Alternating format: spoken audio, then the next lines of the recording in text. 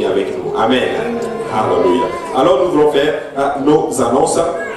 Nous avons eu une semaine extraordinaire. L'Éternel a beaucoup bougé. Amen. Et nous voulons lui donner tout honneur et toute gloire. Amen. Alléluia. Et donc le programme va pas être trop compliqué parce que nous sommes au début d'un nouveau mois. Alors touche ton ventre et dis, tu dois prier et jeûner. Aïe, quand on dit jeûne là, alléluia. Mais le Seigneur est bon. Amen.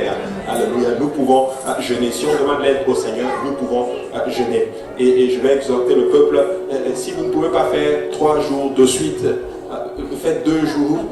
Et faites 2 jours et demi et puis vous faites et demi. Ou bien faites 2 jours et puis faites 1 jour. Hein? Bon, si vous ne pouvez pas faire cela, faites 1 jour à la fois. Amen. Alléluia. Faites 1 jour à la fois et Dieu va vous bénir. Amen. Et bon, ok. Si c'est compliqué, tu sais, tu peux faire de minuit à 6 heures. Amen. Tu fais de minuit à 6 heures, tu manges, tu te prends des forces. À minuit encore, tu recommences jusqu'à 6 heures. Tu manges, tu prends des forces et tu reprends encore. Bon, je ne parle pas de ceux qui allaitent. Alléluia, je sais qu'il y en a qui me commencent à me... Non, ceux qui allaitent, non, ça se comprend. Vous devez manger parce que il y a quelqu'un qui attend la nourriture. Alléluia. Mais nous pouvons jeûner. Amen. Alléluia. Et le Seigneur va faire de grandes choses. Alléluia. En passant, quand vous jeûnez, buvez de l'eau. Buvez de l'eau, c'est bon pour la santé, ça nettoie le corps en même temps. Et en plus de l'activité spirituelle, il y a aussi une activité physique qui se fait dans notre corps lorsque nous jeûnons. Amen. Alléluia. Et ça va être bon. Alléluia. Maintenant, lundi, nous nous retrouvons ici, études bibliques, explorons la parole de Dieu. Et nous voulons continuer avec explorons la parole de Dieu. Moi, j'aime cette étude. Des fois, je me retrouve des fois à dire des choses que je ne suis pas censé dire en public, mais c'est bon. Et honnêtement, je trouve qu'à cette étude-là, on donne quasiment tous les secrets du ministère. Tout ce qui se passe, même dans le niveau pastoral, on dit tout. Et moi, je pense qu'il ne devrait pas y avoir de secret là-dessus. Il faut qu'on soit transparent. Et j'aime beaucoup ceci. Amen.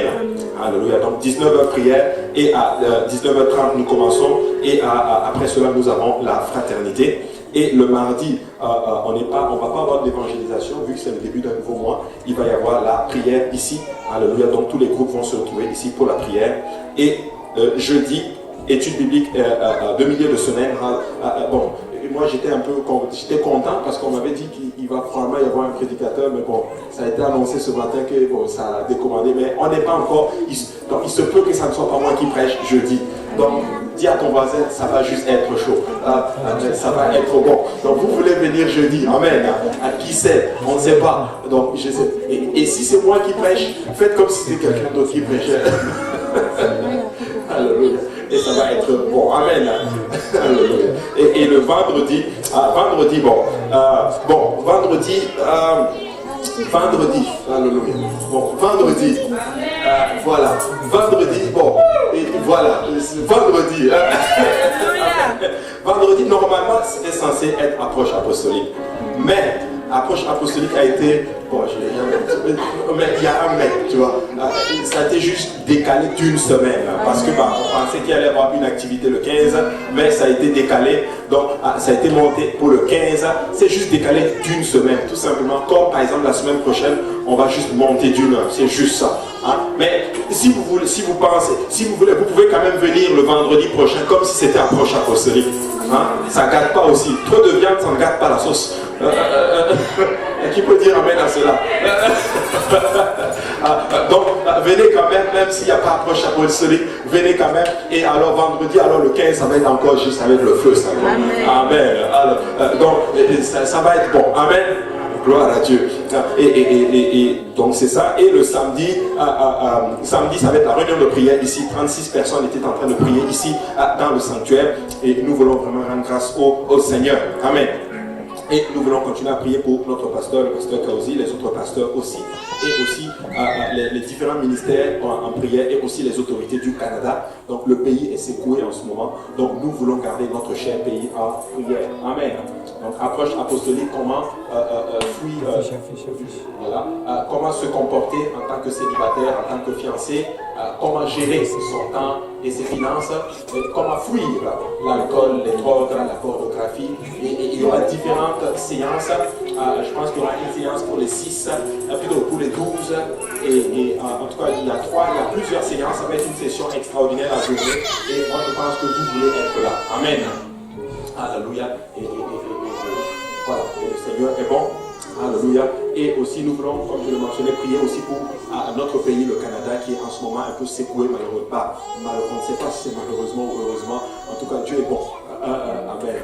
Dieu est bon et nous devons semer la parole. Amen. Dans le temps dans lequel nous sommes. Alléluia. Et les reçus d'impôts, donc c'est toujours à l'arrière. Donc pour ceux qui ont donné pour l'année et que vous avez un reçu d'impôt, vous pouvez aller le récupérer et vous allez pouvoir faire vos demandes d'impôt avec ceci. Amen. Votre déclaration d'impôt avec. Et la retraite des enfants, c'était aussi une réussite. Nous voulons bénir le nom du Seigneur. 15 enfants, non, 10 enfants ont été remplis du don du Saint-Esprit. Et c'était vraiment bien. Amen. Alléluia. Et c'était avec le frère Larry McCarthy. Et c'était vraiment un bon ministère et nous rendons grâce à Dieu pour nos enfants. Amen. Et aussi la collecte Sauvons nos enfants, c'est disponible aussi. Donc c'est lancé. Donc si le Seigneur vous met à cœur, il y a des fiches à l'arrière, vous pouvez le prendre et vous pouvez en d'autres termes mettre à ce que le Seigneur vous met à cœur pour nos enfants. Amen. Alléluia. Et du 8 au 9 mars, nous avons Purpose Institute, aussi l'école biblique. Du 22 au 23 mars, ça va être la conférence annuelle du district du Québec. Et ça va être vraiment un bon temps dans la présence du Seigneur. Et du 26 au 31, ça va être la semaine de la jeunesse NCC. Amen.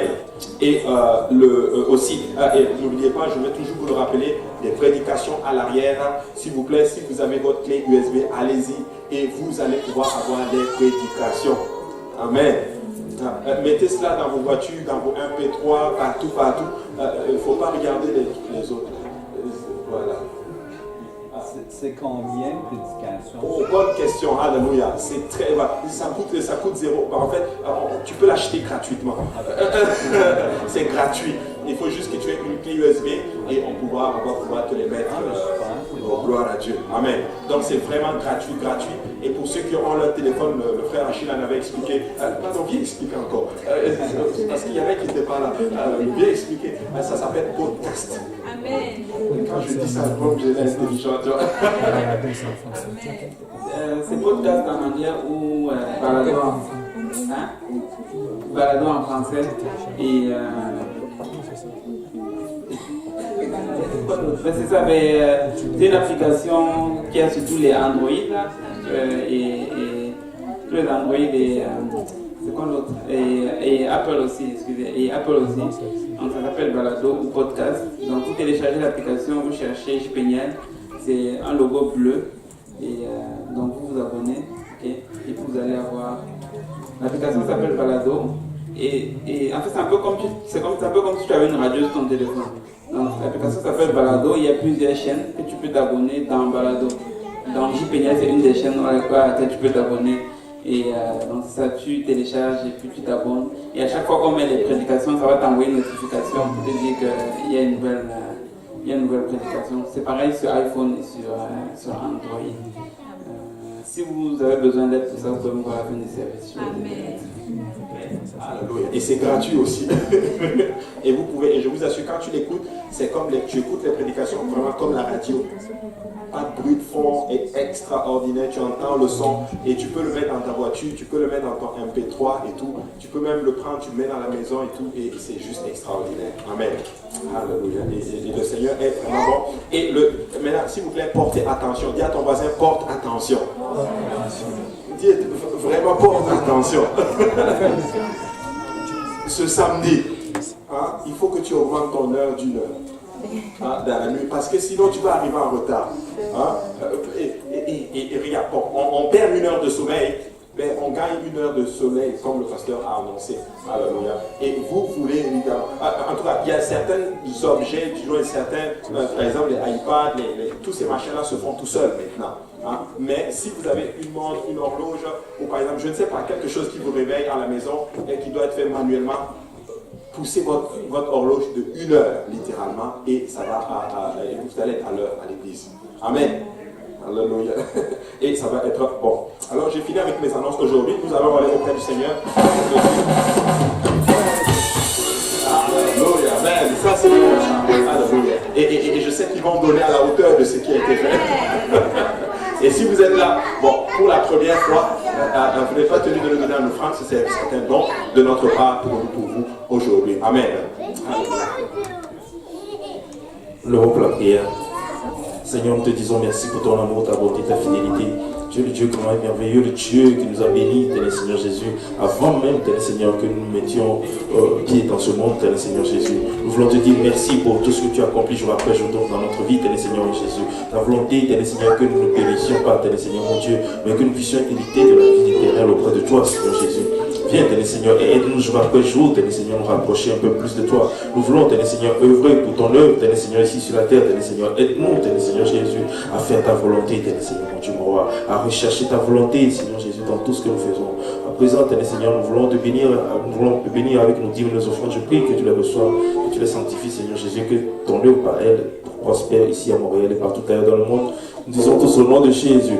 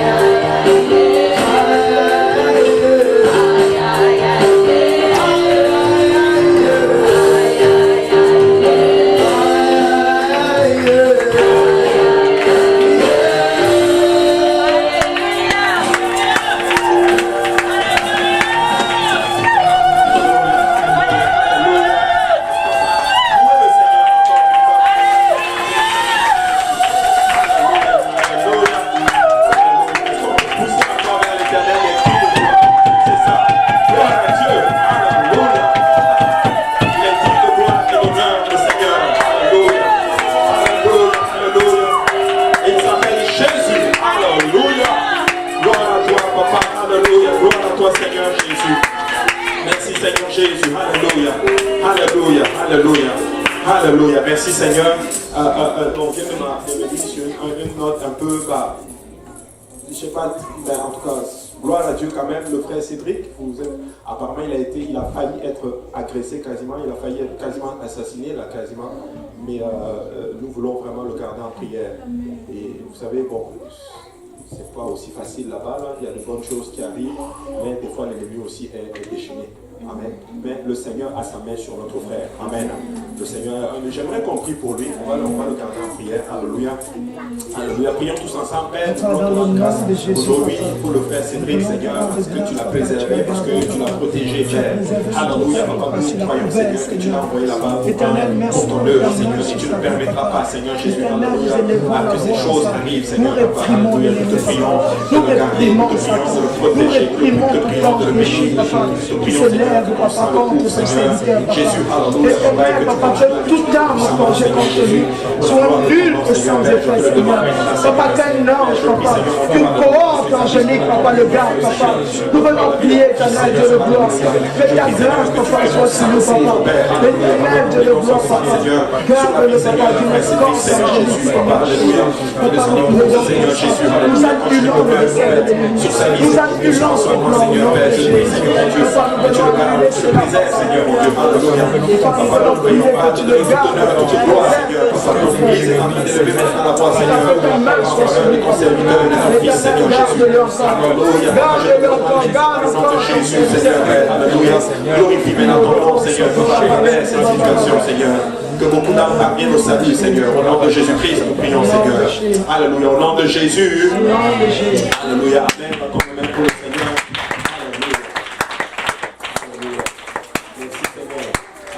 Et pendant que vous êtes debout, nous allons lire trois passages, trois versets, je veux dire, pardon. Job chapitre 23. Alléluia. Job chapitre 23, verset 8 à 10. Job chapitre 23, verset 8 à 10. Et si vous l'avez, vous pouvez dire Amen.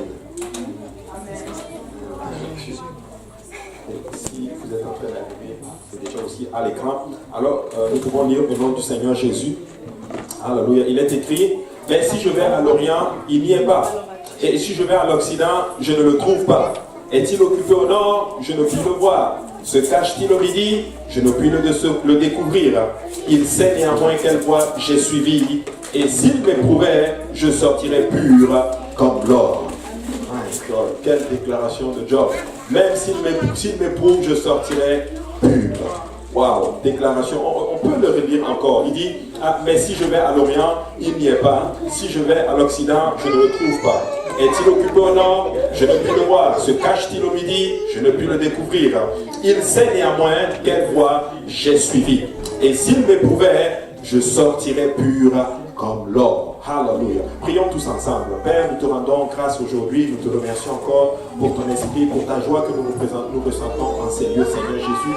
Je veux te prier maintenant de prendre le contrôle des moments qui vont suivre, Seigneur, de glorifier ton nom, Seigneur. Utilise-nous, Seigneur, Père. Alléluia. Afin que ta parole puisse être dispensée sans crainte ni faveur. Et surtout que cette parole nous change, Seigneur. Qu'elle nous amène, Seigneur, Papa, à mieux te comprendre, Seigneur, et à grandir en toi, Seigneur. Qu'elle trouve une place dans nos cœurs, qu'elle germe et qu'elle produise des fruits et que ces fruits nous conduisent à la vie éternelle. Papa, au nom de Jésus-Christ, nous prions. Amen. Amen. Alléluia. Juste avant de vous asseoir, battez encore vos mains pour le Seigneur Jésus. Alléluia.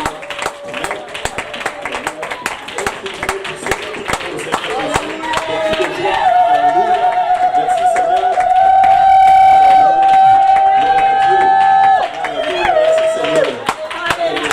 Et vous pouvez vous asseoir dans cette merveilleuse présence. Amen. Alléluia. Et aujourd'hui, nous allons parler quand même de choses quand même assez intéressantes. Au début, j'étais comme partagé à commencer une série. Peut-être qu'on va la commencer la séance prochaine, je ne sais pas. À moins que Dieu fasse quelque chose d'autre. Amen. Mais aujourd'hui, nous allons parler de quelque chose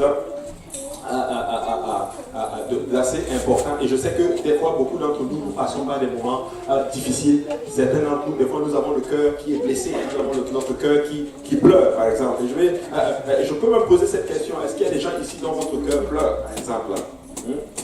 Ton cœur pleure? Oui. le bruit comme ça. Les affaires vont bien. Alléluia, le Seigneur, toi tu as la grande sœur, tu as tonton à côté, les affaires vont bien. Mais quelque part, nous avons tous un peu notre cœur, des fois, dans certaines situations, nous avons un cœur qui pleure et nous voulons entendre du Seigneur. Amen. Alléluia. Nous voulons entendre du Seigneur. Mais est-ce qu'il y a des gens, des fois, qui, à un moment donné de votre marche, vous avez prié et vous n'avez rien ressenti? Alléluia. Tu pries, mais tu as l'impression que il n'y a personne, il n'y a rien. Tu ne ressens plus le même feu que tu ressentais en d'autres termes quand tu es venu au départ. Quand tu es venu au départ, tu priais, alléluia, tu sentais l'Esprit du Seigneur, mais c'est comme si des fois nous sommes dans ce qu'on appelle un désert, en d'autres termes. Amen. Alléluia. Et des fois nous ressentons ce qu'on appelle de la frustration. Nous sommes frustrés. Est-ce que vous vous souvenez du moment où vous ressentez le Seigneur? Vous vous souvenez de ce moment où vous étiez en feu pour le Seigneur? Vous faisiez des choses, là, tu te lèves à 4 heures du matin, tu pries. Tu te lèves à 3 heures du matin, tu pries. Tu dors même, ton réveil, avant même que ton réveil ne sonne, toi-même tu es debout déjà, littéralement, tu pries. C'est juste avant que ça arrive. Ok, bon. Moi je sais que je suis normal. Alléluia. Amen. Mais nous ressentons, mais à un moment donné de notre marche, nous ressentons un peu comme le vide. Nous avons l'impression que Dieu n'est pas là. Nous avons l'impression que Dieu nous a abandonnés. Amen. Et ça devient ce qu'on appelle de la frustration. Et des fois, dans des moments comme cela, ce qui arrive, c'est que nous allons murmurer contre le Seigneur, littéralement. Et nous allons dire, mais où es-tu, Seigneur? Où es-tu, Seigneur? Pourquoi ce n'est plus comme avant? Pourquoi ce n'est plus comme avant? Mais c'est fort. Comme ça nous a été dit en ouverture du service, nous sommes bénis d'avance. Amen. Nous sommes bénis en d'autres termes d'avance. Parce que Dieu sait ce qu'il est en train de faire en nous. Dieu sait le travail qu'il est en train de performer en nous. Maintenant, dans le calme, nous voulons crier spécifiquement comme quelqu'un qui a crié dans le livre des psaumes, et le Seigneur lui-même a crié, mon Dieu, où es-tu? Pourquoi m'as-tu abandonné? Mais le Seigneur ne nous a pas abandonnés. Maintenant, si vous avez déjà ressenti cela dans votre marche dans le Seigneur, si vous vous êtes déjà retrouvé dans une situation comme ceci, j'ai juste envie de vous dire, bienvenue. Bienvenue en compagnie de Moïse, bienvenue en compagnie de Joseph, bienvenue en compagnie de ces grands hommes de Dieu, bienvenue en compagnie de Job. Job est sûrement à côté de toi. Et c'est bon. Amen. Bienvenue dans ces moments-là, ou bienvenue même en compagnie du Seigneur Jésus. Amen. Parce qu'à un moment donné, il a été dans le désert. Amen. Maintenant, tu sais, quand tu avances dans le Seigneur, quand nous venons à Dieu, Dieu nous touche littéralement. Quand nous venons à Dieu, nous obéissons à l'évangile. Et c'est ça qui fait de nous que nous sommes nés de nouveau. Nous sommes repentis de nos péchés, nous nous sommes détournés de nos mauvaises voies. Nous avons été baptisés dans le nom du Seigneur Jésus. Amen. Et après cela, nous avons reçu le don de l'Esprit Saint. Nous avons commencé à parler en d'autres langues. Et nous avons commencé notre marche avec le Seigneur. Et des fois, avec nous, souvent, qu'est-ce qui se passe? C'est que ça va bien. On fait beaucoup de choses. On est zélé pour le feu, pour le Seigneur. Tu sais, je suis en train de préparer un autre enseignement. Le Seigneur m'a juste donné le titre, mais ce n'est pas encore arrivé. L'intelligence, le zèle sans intelligence. On était tous comme ça. Zélé, mais pas intelligent du tout. On a fait des gaffes comme pas possible. Mais qui peut dire merci au Seigneur que Dieu n'a pas tenu compte des choses bizarres qu'on aurait faites? Amen. Mais vous êtes zélés. Mais à un moment donné de votre marche, nous sommes tombés dans ce qu'on appelle le désert. Les choses ne sont plus comme nous ne ressentons plus les mêmes choses, en d'autres termes, comme avant. Amen. Mais là, ce qu'il faut comprendre, c'est ceci. C'est que le désert fait partie de notre marche dans le Seigneur. Amen. Mais nous voulons être capables de survivre dans le désert. Amen. Survivre dans le désert. Nous voulons arriver à une place que même dans les moments où nous ne ressentons plus le Seigneur, où les choses ne sont plus exactement comme nous avons ressenti dans le temps, nous tenons quand même et nous continuons en notre terme dans le Seigneur. Tu sais, comprendre le désert, c'est crucial littéralement pour notre survie spirituelle. Tout ne va pas être tout le temps sur la montagne. Des fois, Dieu va nous amener un peu dans la vallée, des fois. Mais dans la vallée, Dieu nous prépare à être solide, en d'autres termes, en lui. Vous savez, Dieu ne prend pas plaisir à voir ses enfants souffrir. Non. Dieu ne prend pas plaisir à voir ses enfants dans des problèmes littéralement, à se poser des questions. Mais non, Dieu est content quand ses enfants maturent. Dieu est content quand ses enfants commencent à devenir, à prendre les choses en main et à développer ce qu'on appelle des muscles spirituels. Amen. Tu sais, sans l'opposition, il ne peut pas y avoir de muscles spirituels. Impossible. Amen. Mais nous allons apprendre ce soir à survivre dans le désert. Regardez ce que la Bible dit dans 1 Chronique chapitre 12, verset 32. La Bible dit, des fils d'Issachar ayant l'intelligence des temps pour savoir ce que devait faire Israël, 200 chefs et tous leurs frères sous leurs ordres. On a étudié en fait les 12 tribus d'Israël et on avait vu une particularité de la tribu d'Issachar. Eux, ils avaient la connaissance du temps. Ils savaient en quel temps ils passent, en d'autres termes. Et les enfants de Dieu doivent être capables de cibler aussi littéralement les saisons dans nos vies. Des fois, tu dois être capable de savoir, ok, ça c'est un temps de désert, voici comment je dois m'ajuster pour pouvoir survivre. Je dois faire des provisions. Oui. Je vais dire à l'église aujourd'hui, nous sommes dans le temps de la moisson. Et nous devons comprendre ceci. Donc c'est le temps pour nous de moissonner. Amen. Dans le Seigneur. Il faut connaître le temps. Et comment nous connaissons le temps? À travers la parole du Seigneur, littéralement, à travers notre consécration dans le Seigneur. Et tu sais, quand tu commences à chercher plus d'intimité avec le Seigneur, Dieu va te donner la capacité de discerner, en d'autres termes, le temps. Amen.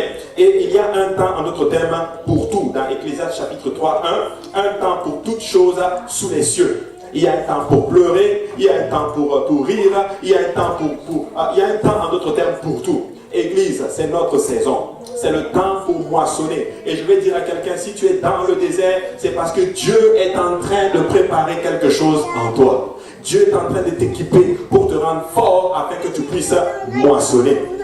Alléluia. Amen. Mais des fois, c'est triste à dire, mais c'est dans les périodes de désert que nous perdons beaucoup de personnes. Alléluia. Tu sais, ceux qui tiennent dans le désert, c'est eux qui vont voir la promesse. Beaucoup sont morts dans le désert quand ils sont sortis de l'Égypte, mais ils ne sont pas rentrés. Mais ceux qui sont entrés, la Bible dit, c'est ceux-là qui n'avaient pas murmuré contre le Seigneur. Moi, je n'ai pas envie de quitter l'Égypte si je vais périr dans le désert. Non. Vaut mieux rester en Égypte, c'est mieux. Mais vous savez quoi, si nous sommes sortis de l'Égypte, il y a un désert, la Bible appelle ce désert un désert grand et affreux. C'est le terme que la Bible a utilisé pour décrire le désert qu'ils ont traversé. Mais ceux-là qui ont traversé ce désert, ils étaient prêts, en d'autres termes, à prendre Canaan. Ils étaient prêts à prendre la promesse du Seigneur. Donc il y a un temps pour tout. Maintenant, regardez ce que Luc 12, 56 dit. Il dit, hypocrite, vous savez discerner l'aspect de la terre et du ciel. Comment ne discerniez-vous pas ce temps-ci? Il parlait en d'autres termes aux pharisiens. Vous savez discerner le temps. Vous savez que quand les saisons changent, ça veut dire telle saison. Mais pourquoi vous n'êtes pas capable de reconnaître que ça c'est le temps de la grâce qui est en train d'arriver? Le royaume des cieux est proche, littéralement. La bonne nouvelle, des miracles sont arrivés. Et je veux dire encore à cette belle congrégation, peuple de Dieu, beaucoup de choses sont en train de passer. L'église est secouée parce que Dieu va faire un grand travail. Amen. Tu sais, des fois, Dieu va prendre l'église, il va faire...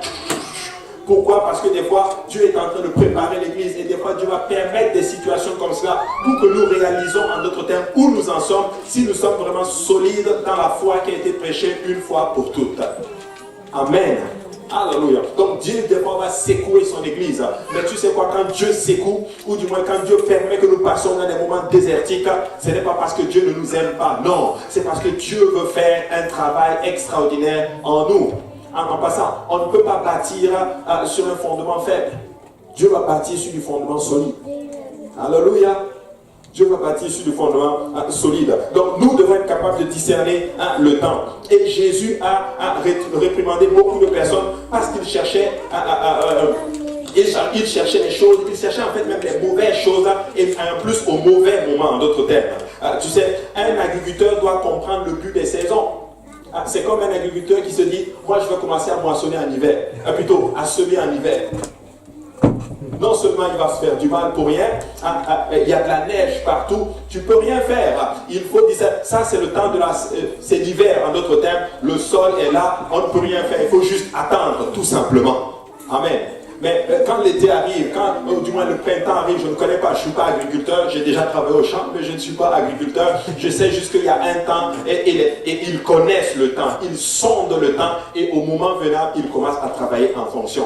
Peuple de Dieu, nous devons travailler dans la connaissance, en d'autres termes, du temps. Amen. Alléluia. Et un agriculteur doit comprendre le but des saisons pour que sa récolte bénéficie pleinement, en d'autres termes. Et en tant qu'enfant de Dieu, nous devons aussi connaître les saisons pour pouvoir bénéficier, en d'autres termes, de la boisson du Seigneur. Amen. Et beaucoup de chrétiens se comportent tristement, sans sagesse, quand ils entrent dans ce qu'on appelle la saison du désert. Lorsque souvent nous rentrons dans le désert, littéralement, nous devons comprendre les saisons et il faut se comporter avec sagesse. Amen. Il faut se comporter avec sagesse, littéralement. Quand tu es dans le désert, c'est un temps, écoute, on ne réalise pas, mais c'est des temps extraordinaires que Dieu est en train de mettre littéralement pour devenir des soldats du Seigneur Jésus-Christ. Amen. Maintenant, dans le désert, beaucoup de chrétiens, ils se comportent malheureusement sans beaucoup de sagesse. Et ils sont constamment à la recherche d'une issue de secours, littéralement. Ils prolongent involontairement leur séjour dans le désert. Amen. Tu as obéi à l'évangile. Tu me dis, mais pasteur Abou, quand je suis venu, tu as dit qu'il fallait se repentir. Oui, je l'ai dit parce que la Bible dit. Tu as dit qu'il fallait être baptisé au nom de Jésus. Oui, je l'ai dit parce que la Bible dit. Tu as dit qu'il fallait être rempli du Saint-Esprit. Oui, je l'ai dit parce que la Bible devait le dire. Tu as dit qu'il faut vivre dans la sanctification. Oui, je l'ai dit parce que la Bible. Mais pourquoi il y a des problèmes? La Bible dit aussi des fois qu'il y aura des moments un peu de tension. Mais laisse-moi te dire, ça ne va pas te tuer. Amen. Ça va juste. Voilà. Tu vas être pur quand tu vas sortir l'ira. Tu vas être fort, en d'autres termes, dans le Seigneur. Et beaucoup d'entre vous qui êtes assis ici, n'eût été certains problèmes que vous avez eus, vous ne seriez pas dans le Seigneur aujourd'hui. Amen. Les problèmes ont fait de sorte que vous vous êtes enfoncés encore dans le Seigneur. Alléluia. Mais là, le désert, ce n'est pas négatif, en d'autres termes, pour ceux qui obéissent à Dieu. Le désert, ce n'est pas négatif pour ceux qui connaissent Dieu. Parce que ceux qui connaissent Dieu, ils savent comment affronter le désert. Ils ont leur confiance totale dans le Seigneur Jésus-Christ. Ils savent que peu importe ce qui va arriver, Dieu ne va pas me tuer littéralement. Dieu va donner des promesses. Et s'il me permet que je passe par cette situation, c'est parce qu'il me prépare littéralement à contenir, en d'autres termes, la bénédiction qu'il a préparée pour moi. Amen.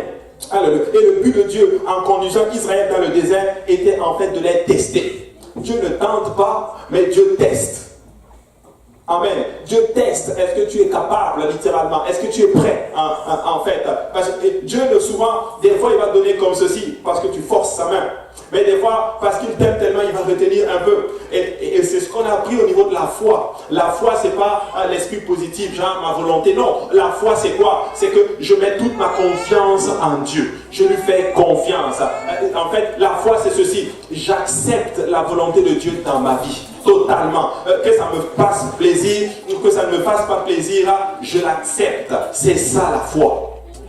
Amen. Et Dieu va nous éprouver des fois. Il va nous tester. Et quand Dieu éprouve littéralement, c'est parce qu'il voit qu'il y a des choses qui doivent tomber.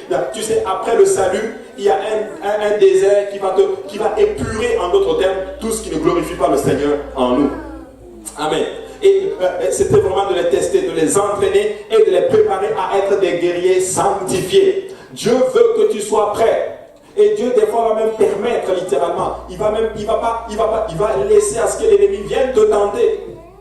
Que l'ennemi vienne, littéralement, et vouloir mettre des mauvaises semences en toi. Mais Dieu veut que tu sois capable, que tu sois fort et que tu te défendes.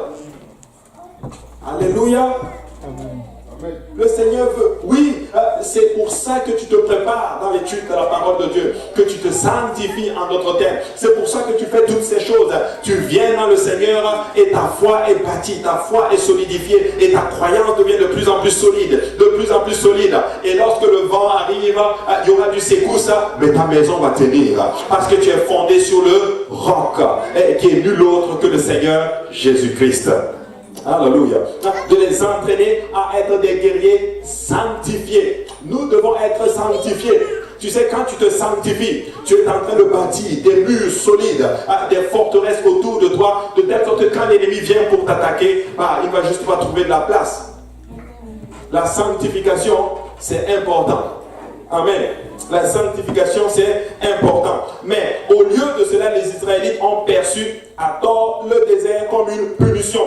Alors ils ont murmuré, ils se sont plaints et ils ont constamment convoité. Tu sais, dans le désert, des fois, nous convoitons en d'autres termes. Dans le désert, nous commençons à murmurer. Dans le désert, littéralement, nous commençons à pleurer. Dans le désert, nous commençons à faire toutes ces choses-là. Non, écoute, ce n'est pas une punition. Ce n'est pas parce que les choses ne vont pas comme tu veux que Dieu t'a puni. Non. Écoutez, j'ai connu des moments dans ma vie où je me suis posé des questions et j'ai sondé ma vie. J'ai dit qu'est-ce que je fais qui n'est pas correct, qu'est-ce qui ne... Et là, à un moment donné, j'ai juste compris que non, ça c'est juste le désert. On va juste sortir de là seulement. Et là, j'ai dit ok, là, moi je ne parle plus. Je dis Seigneur, je ris avec toi seulement. Je fais Seigneur, comme tu es gentil, vraiment tu es gentil. Et là, tu es juste en train de...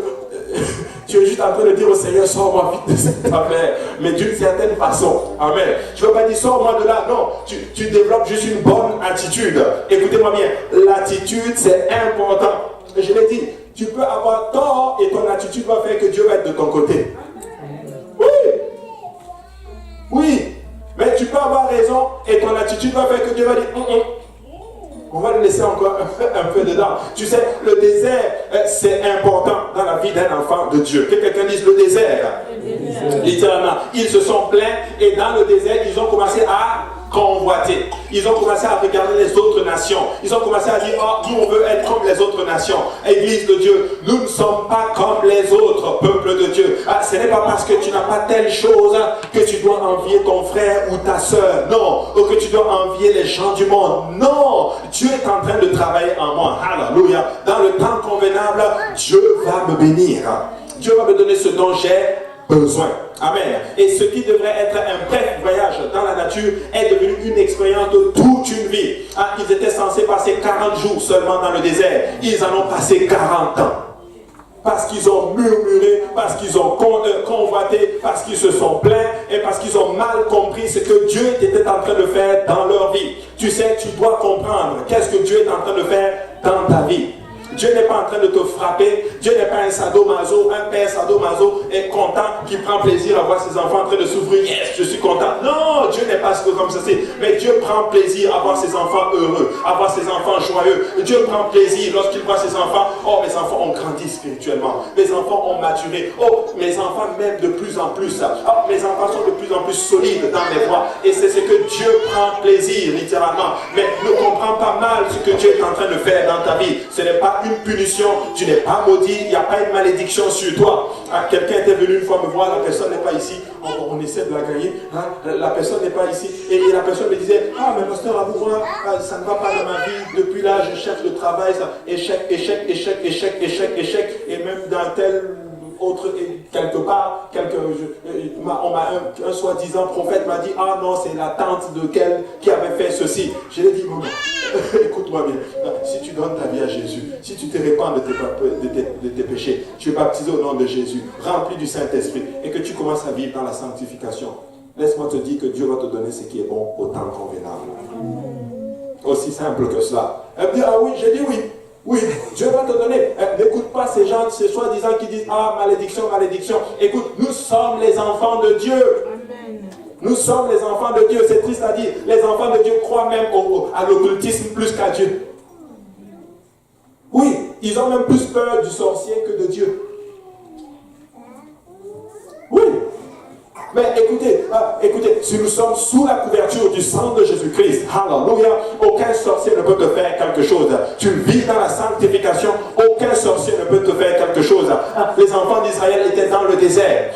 Et Balaam est venu et il a voulu, il veut maudire le peuple de Dieu, mais qu'est-ce qu'il sortait? Que des bénédictions, bénédictions et bénédictions. Écoute, je veux dire à quelqu'un, vis juste pour Dieu, vis juste pour le Seigneur, littéralement. Laisse Dieu travailler dans ta vie. Ne regarde pas à gauche, ne regarde pas à droite, concentre-toi sur les voies du Seigneur et Dieu va lui-même combattre pour toi.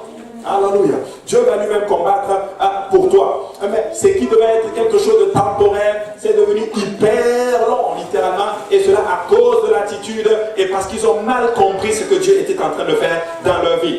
Tu sais, le désert a peut-être un temps de correction, mais ce n'est pas un temps de désapprobation. Alléluia. Un temps de correction, mais pas un temps de désapprobation. Ce n'est pas parce que, écoutez, est-ce que vous savez qu'il y a des hommes de Dieu qui sont passés aussi par le désert? Le frère Ryan Hellman avait raconté ceci. Qu'est-ce qu'il avait dit? Il avait dit qu'il y avait un grand homme de Dieu, puissamment utilisé dans le Seigneur. Il a une grosse église. Il est puissamment utilisé dans le Seigneur, apostolique en plus. Et à un moment donné, les choses ont commencé, les choses n'allaient pas comme ça allait. Et puis il est allé aussi voir son pasteur. Vous savez, même eux, ils ont dit, il faut avoir un pasteur. Il est allé voir son pasteur. Il a dit, pasteur, je ne comprends pas. Donne-moi une parole, il y a quelque chose qui ne va pas. Et son pasteur lui dit, oui, j'ai une parole. Voici la parole de Dieu pour toi. Dieu est en train de te briser. Tu ne veux pas entendre ça. Aujourd'hui, les pasteurs, aujourd'hui dans le monde, certains qui se disent prophètes, c'est les diseurs de bonnes aventures. Ah, tu vas avoir un mari. Ah, j'ai vu, dans 2 mois, tu vas te marier. Il est grand, il a des cheveux bleus. Ah, il travaille chez Asekna. Excuse-moi, pardon. Je connais, pardon. Il travaille ici. Et tu es dépassé. Oh, le prophète a prophétisé. Non! Écoute, Dieu est bon. Amen. Dieu est bon.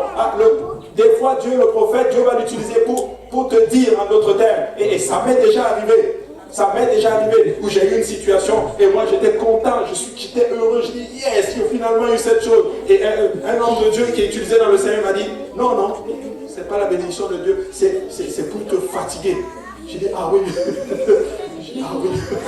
Mais, oui, et à l'école biblique, ça c'était au moment où je venais de graduer, je pense que c'était les 4 ans. Et l'enseignant qui avait dit ceci avait prophétisé aussi, il enseignait et il a dit, je ne veux pas vous choquer, mais des fois certains d'entre vous dans votre ministère, il y a des moments qui vont arriver où ça va être un peu plus difficile. Il dit, ça m'est arrivé. Et on est venu, un prophète est venu me dire, il m'a dit clairement, tu vas passer par un moment difficile dans ton ministère, il y a des choses bizarres qui vont passer. Et lui disait, attends, comment tu peux me dire ça?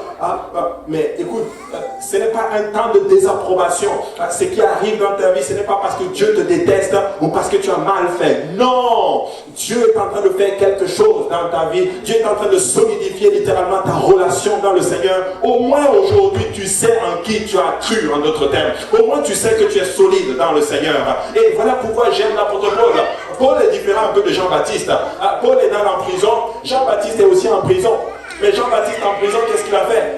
Il a douté. Il dit, allez dire à Jésus, est-ce que c'est lui qui devait venir? C'est l'apôtre, c'est Jean-Baptiste. Mais Paul, lui, il est en prison. Il dit, je sais en qui j'ai cru. Il dit, même dans mes chaînes, Christ est prêché. Il dit, priez pour moi que même dans les chaînes, que je prêche l'évangile.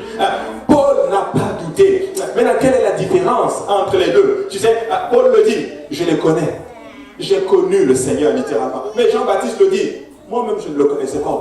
Mais celui qui m'a envoyé m'a dit, celui qui tu sais, tu dois connaître qui est Dieu. Et je faisais une étude biblique hier et Dieu a fait tomber cela comme ça dans ma tête. Vraiment une révélation. Tu sais, quand tu connais, tu doutes moins. Regarde, je connais ma femme. Je ne doute pas d'elle. Plus je la connais, il y a certaines, je vous assure, tu peux venir me dire, ta femme m'a fait ça, je te dis, oublie ça, elle ne peut pas faire ça, c'est ma femme, je la connais. Mais quand tu connais, tu sais qu'il ne peut pas faire ceci. Nous connaissons qui est le Seigneur. Il est fidèle. Le diable ne peut pas venir te dire, non, Dieu sait que si tu manges ce fruit, tu vas être comme lui. Et c'est pour ça qu'il oublie, je connais mon papa. D'abord, il m'avait déjà créé comme lui. Donc toi, tu mens littéralement. Quand tu connais Dieu, tu doutes moins. Voilà, je vais exhorter le peuple de Dieu. Nous devons chercher à connaître qui est le Seigneur. Et le Seigneur, c'est Jésus. Et Jésus, c'est le Seigneur. Jésus, ce n'est pas un autre Dieu. Jésus, c'est plutôt une autre entité d'une divinité ou d'une trinité quelconque. La trinité, c'est même pas dans la Bible.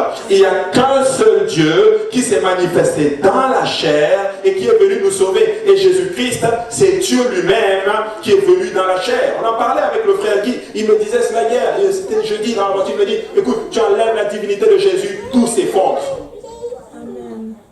Et c'est vrai. Tu enlèves Jésus, tout s'effondre. Peuple de Dieu, dans le désert, cherche à savoir qui est Dieu. Et Moïse a compris. Moïse a dit, moi je veux comprendre les voies de l'Éternel. Pourquoi tu performes telle chose dans ma vie? Pourquoi tu permets que je parle? Et je veux comprendre littéralement ces choses-là en d'autres termes. Il y a certaines situations qui sont arrivées dans ma vie et c'était très difficile. Mais j'ai compris que c'était Dieu qui était en train littéralement de me parler. Peuple de Dieu, cherche à comprendre les voies de l'Éternel dans ta vie. Amen. Ce n'est pas un temps de correction, mais ça peut être un temps de correction, mais ce n'est pas un temps de désapprobation. J'ai une bonne nouvelle pour vous. Luc chapitre 4, verset 1. Jésus, rempli du Saint-Esprit, revint du Jourdain et il fut conduit où? Par l'Esprit dans le désert. Dieu lui-même dans la chair est conduit dans le désert. Il est dans le désert. Écoutez, est-ce que vous voulez que je vous décrive un peu le désert? C'est vide, il n'y a rien. Et tu regardes à gauche, il n'y a personne. À droite, il n'y a personne. En haut, il n'y a personne. C'est un espace vide. Et cela surchargé par un soleil ardent. C'est chaud, littéralement. Et des fois, il y a des scorpions, il y a des serpents qui vont venir, en notre terme, mettre le doute dans ton esprit. Mais je veux dire à quelqu'un aujourd'hui, alléluia, même dans le désert, l'Éternel sait où nous sommes. C'est lui qui a fait cette terre et c'est lui qui a ça entre ses mains, en d'autres termes. Il sait où est-ce que tu es. Alléluia. Jésus a été conduit dans le désert et dans le désert, le diable vient et il le tente. Le diable vient et dit, écoute mon cher ami. Bon, il n'a pas dit mon cher ami, mais il a dit, si tu es le Fils de Dieu, ordonne que ces pierres deviennent du pain et mange-les. Tu sais, dans le désert, je veux vous dire ce qu'on fait dans le désert. Tu cherches des raccourcis. Oui, tu cherches des raccourcis. On va chercher un petit raccourci pour sortir. Voilà pourquoi Dieu nous amène dans le désert. Là-bas, il n'y a pas de raccourci. À gauche, il n'y a rien. Il n'y a rien. Écoute seulement le Seigneur. Cherche la parole. Ordonne tes pains. Jésus oublie. Il est écrit, l'homme ne vivra pas de pain seulement, mais de toute parole qui sort de la bouche de Dieu. Des fois, nous lisons ce passage. Est-ce que vous savez où est-ce que Jésus a pu tirer cette parole-là? C'est dans le livre de Deutéronome, chapitre 8. Il tire cela. Amen. Il est écrit, il cite la parole. Et tu sais, nous devons comprendre la parole. Il faut connaître la parole. Et quand tu connais la parole, littéralement, le diable ne peut pas te tenter. Quand tu cites la parole, le pasteur l'a dit. Des fois, nous écoutons la parole, n'est-ce pas? On commence à le mettre audio dans la voiture, mais il faut le lire aussi. Quand tu le lis, ça reste. Quand tu le vois sur le papier, tu tournes le papier. Et c'est important. Il faut comprendre et il faut connaître la parole du Seigneur. Si tu n'as pas la parole de Dieu, le diable va te tenter. Troisième fois, il vient, plutôt deuxième fois, il tente le Seigneur. Il l'amène, il lui montre toutes les richesses du monde. Il dit, je te le donnerai si tu te prosternes devant toi. Qu'est-ce qu'il dit? Retire-toi, il est écrit, tu adoreras le Seigneur lui seul et tu lui serviras lui seul. Avant cela, qu'est-ce qu'il lui fait encore? Il lui dit, c'est quoi le troisième point encore? Je tombe obstance.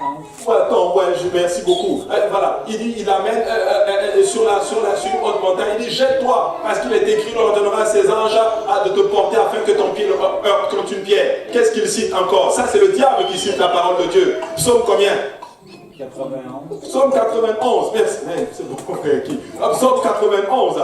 Il cite le frère Psaume 91. Et Jésus aussi va citer la parole. Écoute-moi bien. Est-ce que tu sais que le diable est capable de venir te tromper avec la parole? Il va utiliser la parole pour te tromper. C'est triste.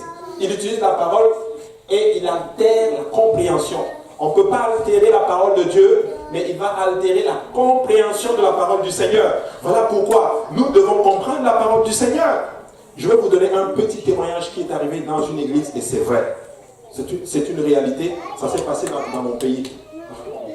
Dans mon pays. C'était dans une église, et un des dirigeants, il utilisait la parole de Dieu pour coucher avec des femmes. Il les convainc que c'est bon qu'il couche avec elle, en utilisant la parole. Ça, c'est triste. Ça, c'est ce qu'on appelle des loups avec la peau de brebis. Des loups. Et comment ils font ça? Pourquoi ces dames ne connaissent pas leur parole? Pour dire, c'est parce que la parole de Dieu dit. Mais ce sont des choses qui, malheureusement, arrivent. Et dans le désert, le diable a aussi utilisé la parole. Et Jésus utilise la parole, mais d'une façon, tu sais, Jésus, dans ce cas-là, il rectifie la correction, il corrige la compréhension de la parole de Dieu. Qu'est-ce que Jésus dit? Il est aussi écrit. Ce petit mot aussi casse tout. Je sais que c'est écrit dans le psaume 91, mais il est écrit que tu ne tenteras pas l'Éternel, ton Dieu. Alors nous devons être capables, quand quelqu'un vient nous dire quelque chose d'autre, si un ange même vient te donner un autre évangile, alléluia, que tu peux être sauvé autrement, non, tu n'as pas besoin de te repentir, tu n'as même pas besoin de passer dans les eaux de baptême, recevoir le Saint-Esprit, tu n'as pas besoin de parler en d'autres langues, la sanctification, non, c'est juste de la religion, tu n'as pas besoin. Tu dois dire non, il est aussi écrit dans la parole du Seigneur, tu vivras dans la sanctification, celui qui répentez-vous, que chacun de vous soit baptisé au nom de Jésus et recevra le don du Saint-Esprit. Tu dois citer la parole du Seigneur et il va te laisser tranquille. La Bible dit, le diable l'a laissé et les anges sont venus et ils servaient le Seigneur. Écoute-moi bien, Dieu veut que dans le désert, tu développes tes muscles. Dieu veut que dans le désert, tu apprennes à être solide sur la foi qui a été prêchée une fois pour toutes. Alléluia. Et nous devons, peuple de Dieu, que personne ne vienne vous dire que vous avez été spolié et qu'on vous a trompé pendant toutes ces années, littéralement. Peuple de Dieu, je peux vous dire une chose. Qui ici ne cherche pas Dieu d'un cœur sincère? Vous cherchez Dieu. Vous aimez Dieu. Vous avez payé un prix fort pour servir le Seigneur Jésus. Vous êtes en train de me dire que le Seigneur permettra littéralement qu'on vous arrache littéralement de ses voies. Non! Non! Peuple de Dieu, servons le Seigneur, soyons solides. Le désert, c'est un temps de préparation. Que quelqu'un dise la préparation. Alléluia. Dieu ne nous met pas sur la sellette. Il travaille dans nos vies tout au long du désert. Regardez, Deutéronome chapitre 8, verset 2, la Bible dit ceci. Souviens-toi de tout le chemin que l'Éternel, ton Dieu, t'a fait faire pendant ces 40 années dans le désert, afin de l'humilier et de t'éprouver pour savoir quelles étaient les dispositions de ton cœur et si tu garderais ou non ses commandements. Dieu dit que je te fais passer par le désert pour t'humilier, pour t'éprouver et pour savoir si tu vas garder mes commandements, oui ou non. Alors Dieu permet que certaines choses arrivent. Des fois, il y a certaines choses qui sont arrivées et j'avais posé une fois la question au pasteur. Il me disait, des fois, Dieu permet que ces choses arrivent. Et c'est bon des fois que des choses comme ça arrivent pour que nous sachions, est-ce qu'on va servir Dieu ou pas? Alléluia. Oui. Dieu va le permettre. Et quand ça arrive, c'est le temps pour toi de dire, ok, là maintenant je dois prendre vraiment une décision, littéralement. Parce que tu sais quoi, beaucoup d'entre nous, nous avons été là avec l'effet de masse. Et je bénis Dieu pour l'effet de masse positif que nous avons. Positif. Moi, les if et les vous avez compris ce que je voulais dire. Mais cet effet de masse positif, cet effet de masse positif, alléluia, qui arrive que nous avons dans cette belle congrégation, elle est extraordinaire. Mais peuple de Dieu, Dieu va permettre que chacun de vous, individuellement dans votre marche, vous soyez éprouvés.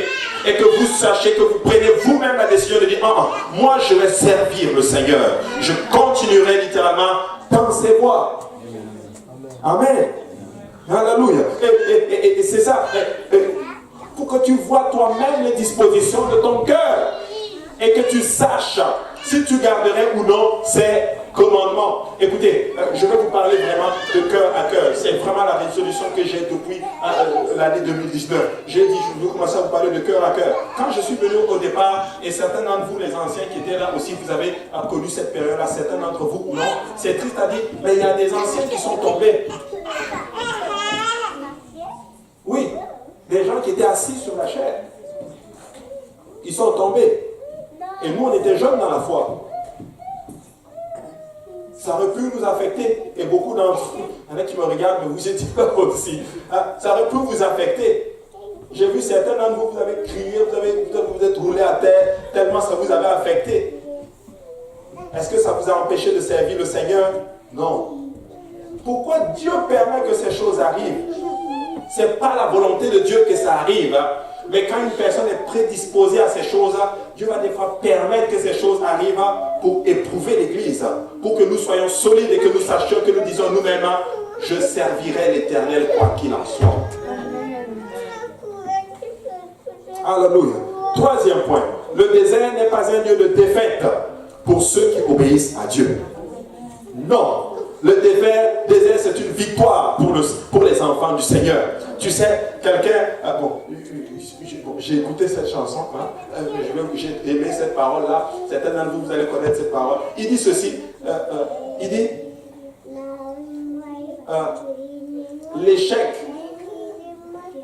l'échec fait tomber les perdants, mais l'échec inspire les gagnants. Oui, des fois, tu vas échouer, tu vas mal faire certaines choses, mais ça doit t'inspirer à remonter encore plus haut, littéralement. L'échec ne doit pas te garder par terre. Qui ici dans sa marche avec le Seigneur a mal fait à un moment donné? Tous, s'il vous plaît, levez-vous même. On a tous fait à un moment, mal fait à un moment donné. Mais n'eût été la grâce du Seigneur Jésus-Christ, nous ne serions pas ici. Ce n'est pas un Dieu de première chance, ni un Dieu de deuxième chance, ni de troisième, ni de quatrième. C'est un Dieu d'une infinité de chances, littéralement, qu'il nous donne. Écoutez, nous avons mal fait et le désert que nous traversons peut-être des fois, ce n'est pas parce que Dieu nous désapprouve ou... non, ce n'est pas une défaite pour les enfants de Dieu, c'est une formation pour nous. Alléluia. Amen. Sur instruction du Seigneur, Israël a vaincu les Amoréens. On le voit dans les Écritures. Ils ont vendu les Madianites. Ils ont battu le peuple de Madian. Et cela en errant dans le désert. Écoutez, dans le désert, ils ont battu les Madianites. Ils ont battu les Amoréens. Ils ont battu le peuple de Madian. Ils ont eu des victoires dans le désert. Amen. C'est des victoires qu'ils ont eues, mais ils étaient dans le désert. Le désert, ça ne veut pas dire que tout va mal. Le désert, ça ne veut pas dire que tu ne combats pas. Non, le désert veut dire que maman, on va se battre, littéralement. On survit. Il faut survivre. Écoutez, nous sommes des soldats. Les soldats sont entraînés à survivre, en d'autres termes. Les soldats, c'est des gens qui sont capables de vivre avec le strict minimum. Amen. Alléluia. Et des fois, Dieu va nous amener là, et après cela, Dieu va nous montrer l'abondance. Tu sais, quand tu traverses le désert, l'abondance ne te dit absolument plus rien du tout. Ça ne te dit rien. En fait, tu es aguerri. Tu vois tout. Alléluia. Si le but de Dieu était de les faire subir la défaite, il ne leur aurait pas dit de se défendre ou de défendre leur position. Dieu ne va pas te dire défends-toi en sachant que tu vas perdre. Non! Dieu veut que tu te battes. Amen. Tu sais, le désert n'est pas que Dieu vous rejette, mais dans le désert, Dieu vous prépare. Alléluia. Tu sais, Dieu vous prépare littéralement dans le désert. Et nous n'aimons pas la préparation. Nous voulons ce génération micro. Tout là, maintenant. Hein? Seigneur, donne-moi ça maintenant. Seigneur, donne-moi ça maintenant. Seigneur, donne-moi ça maintenant. Mais écoute, des fois Dieu va te préparer. Amen. Seigneur, moi je veux une famille maintenant. Seigneur, moi je veux la même famille que tu as donnée au pasteur Kaozi. Mais tu ne veux pas les responsabilités qu'il prend. Moi je veux la même famille que sœur telle, frère tel. Moi je veux exactement la même chose que tel. Mais toi, tu ne veux pas le temps de préparation. Seigneur, moi je veux telle chose comme telle. Seigneur, ou bien moi je veux telle chose. Seigneur, donne-moi ça. Mais écoute, tu n'es pas prêt. Dieu dit, ok, parfait, je peux te le donner, mais je vais te préparer. Non, pas la préparation, Seigneur. Dans la préparation, nous cherchons des excuses, littéralement, et des raccourcis. Caractéristique du désert. Dans le désert, tu ne peux pas sentir la présence de Dieu.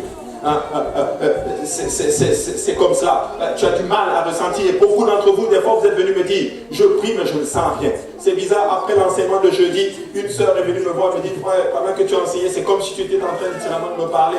Mais je n'arrive plus à prier. Je n'arrive plus. En fait, j'ai dit, maman, bienvenue dans le désert. Tu es en train de passer par un désert, mais ne prends pas cela littéralement comme une fatalité. recommence petit à petit. Petit à petit, après cela, tu vas percer et tu vas rentrer dans une autre dimension dans ta relation. Ne reste pas juste à dire non, c'est le désert. Alléluia, pasteur m'a donné feu vert. Non, c'est pas ça que je dis. Tu as ta relation avec le Seigneur. Mais il faut que tu forces. Même si tu ne sens pas le Seigneur, par la foi, le Seigneur est quand même là. Amen. Le Seigneur est quand même là. Tu sais, un nouveau-né reçoit plus d'attention. Mais les difficultés, littéralement, font partie de ce qu'on appelle la maturité.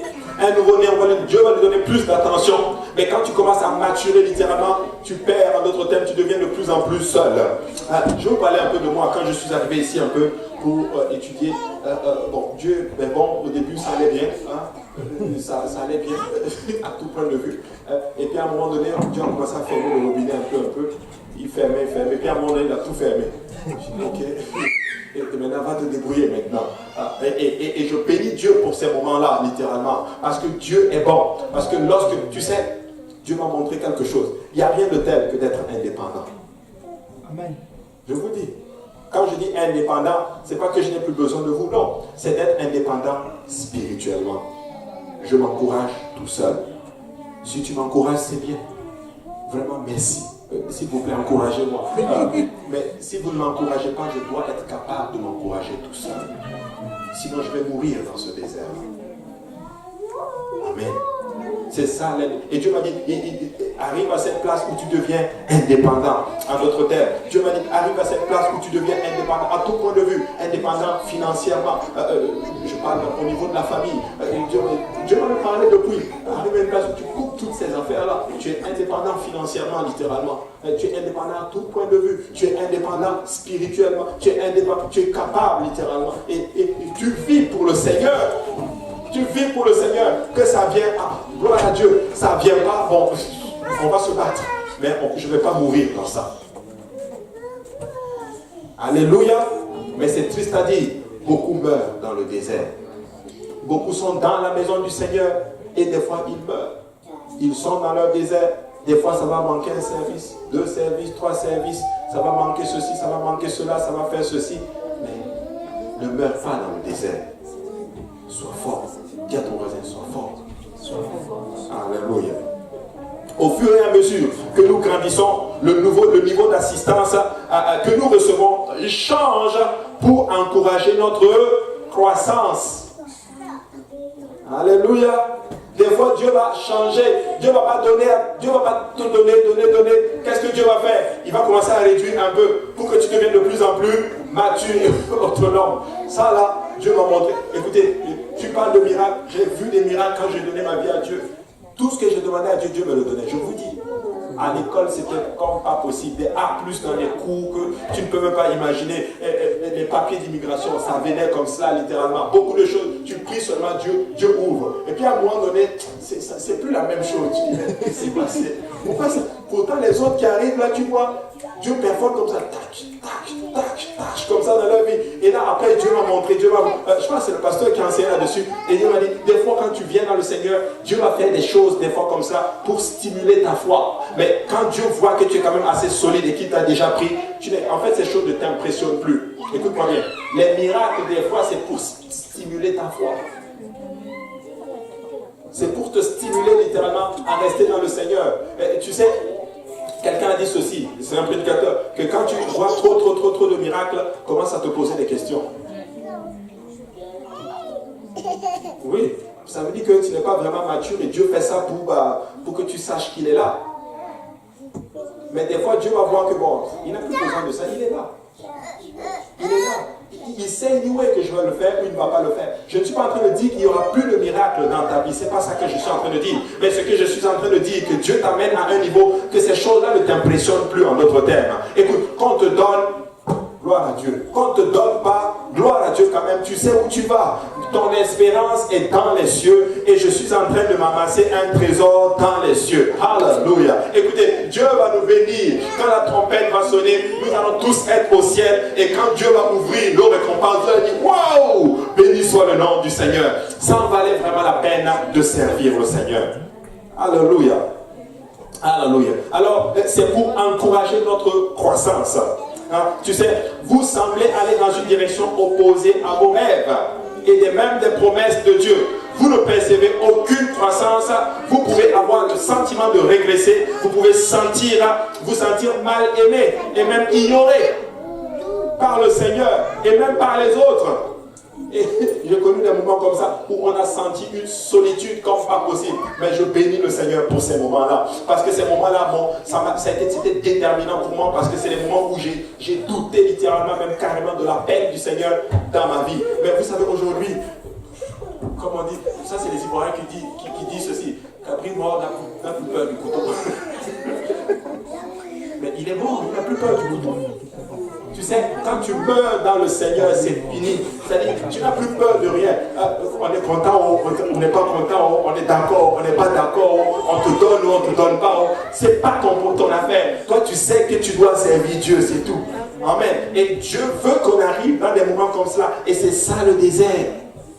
Mais dans des moments comme cela, beaucoup ont peur et beaucoup arrêtent. Oh non, moi dans cette église, quand je pars, je vais aller dans l'autre église, littéralement, parce que là-bas, on m'aime plus. Est-ce que vous savez, je vais vous dire cette affaire d'église. Tu sais, eux là-bas, ils sont aussi en train de regarder ton église, ils disent que non, là-bas, ils sont gentils. Moi, j'ai envie d'aller là-bas. C'est vrai. Amen. Je vous dis, c'est vrai. Ils sont en train de dire, ouh, vraiment, jusqu'à ce que tu arrives là-bas, que tu te rends compte que bon, c'est la même chose. Tu sais, et si on restait juste on continue seulement. Et Dieu m'a appris cela depuis très longtemps. Et ça m'a appris à apprécier et ça a même régulé mon mariage. Je vous dis, beaucoup de mariages sont détruits, vous savez pourquoi?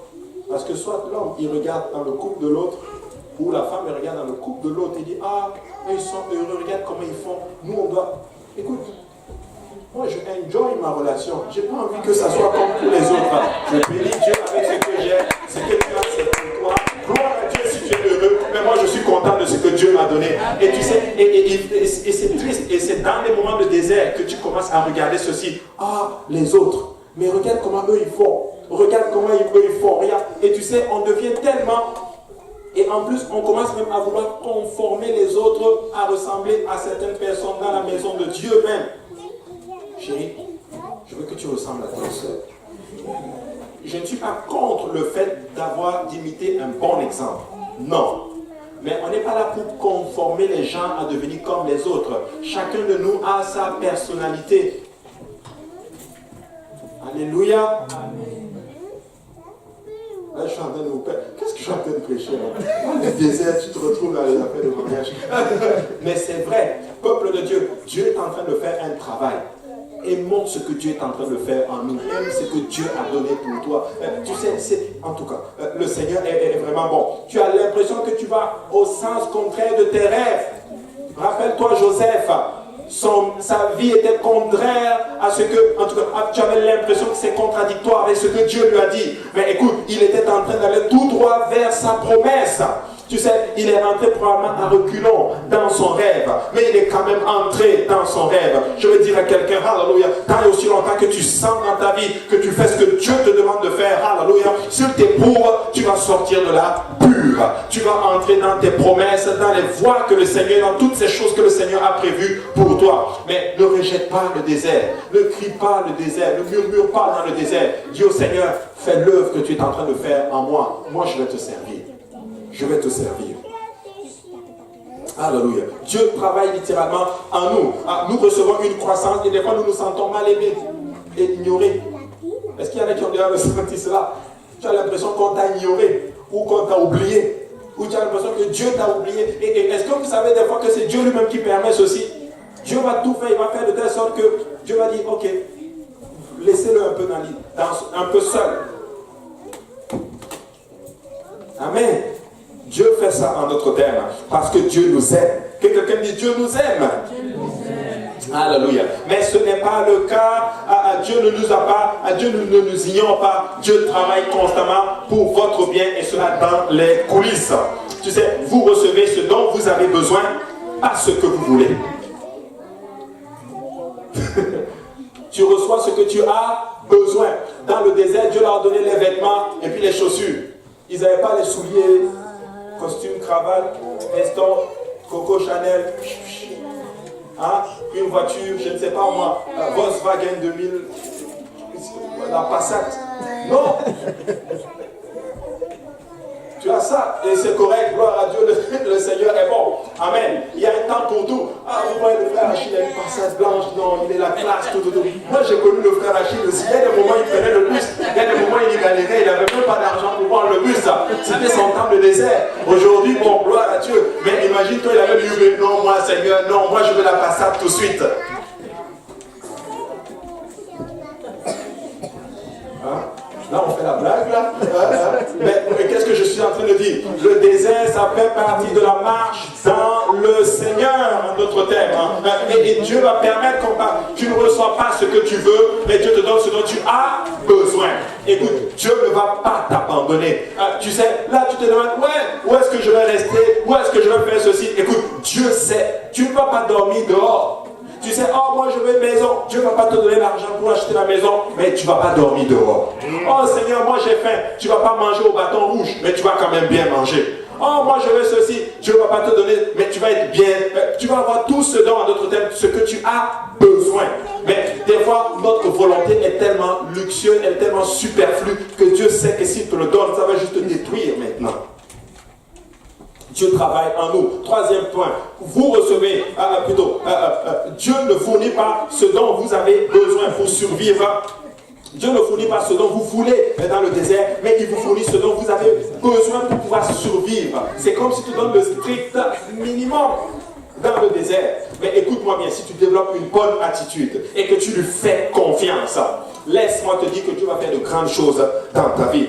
Tu sais, des fois dans notre marche, et c'est cette saison qui est déterminante dans notre vie. Et c'est ça qui fait que nous perdons beaucoup d'âmes.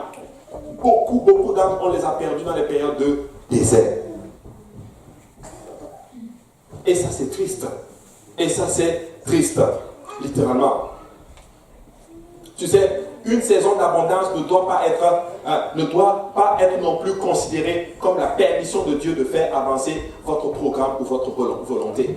Ce n'est pas parce que tu as l'abondance et que telle chose arrive dans ta vie que tu es dans la volonté du Seigneur.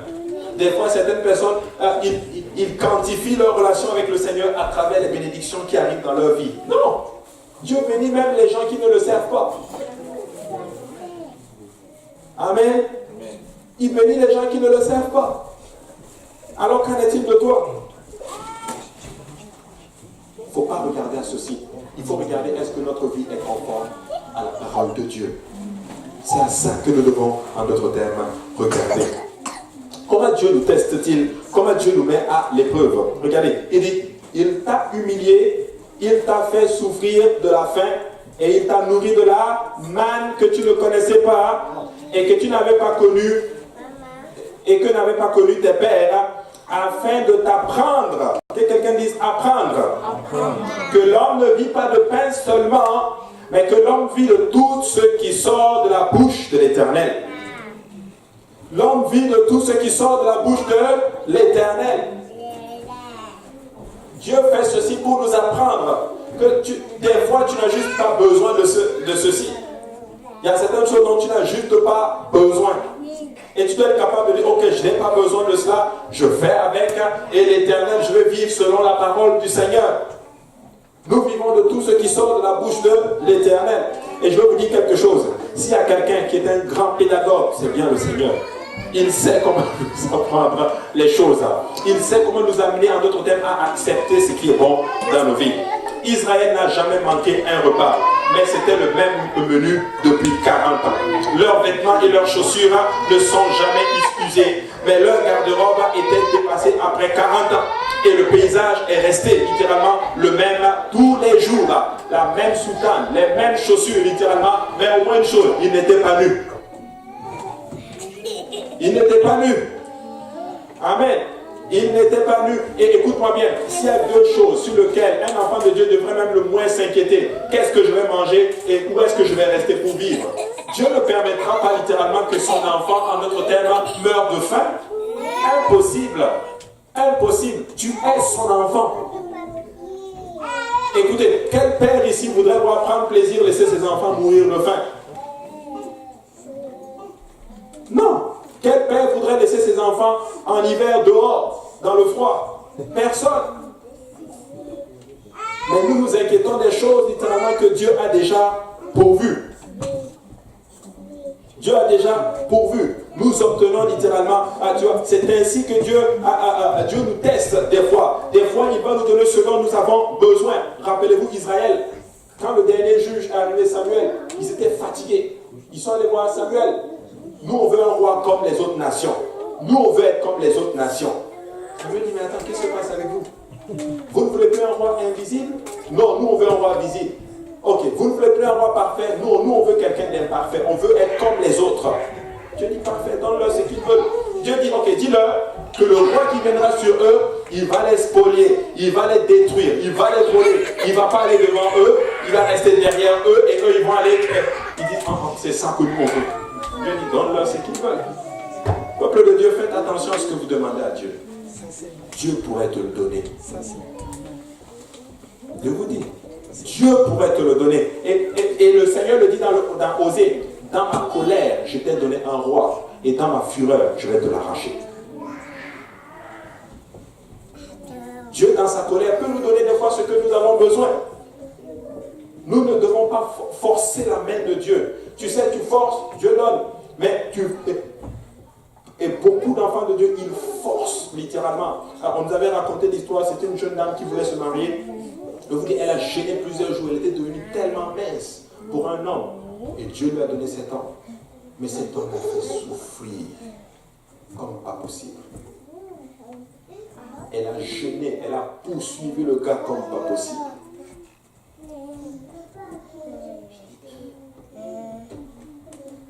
Des fois, nous voulons des choses qui vont nous détruire.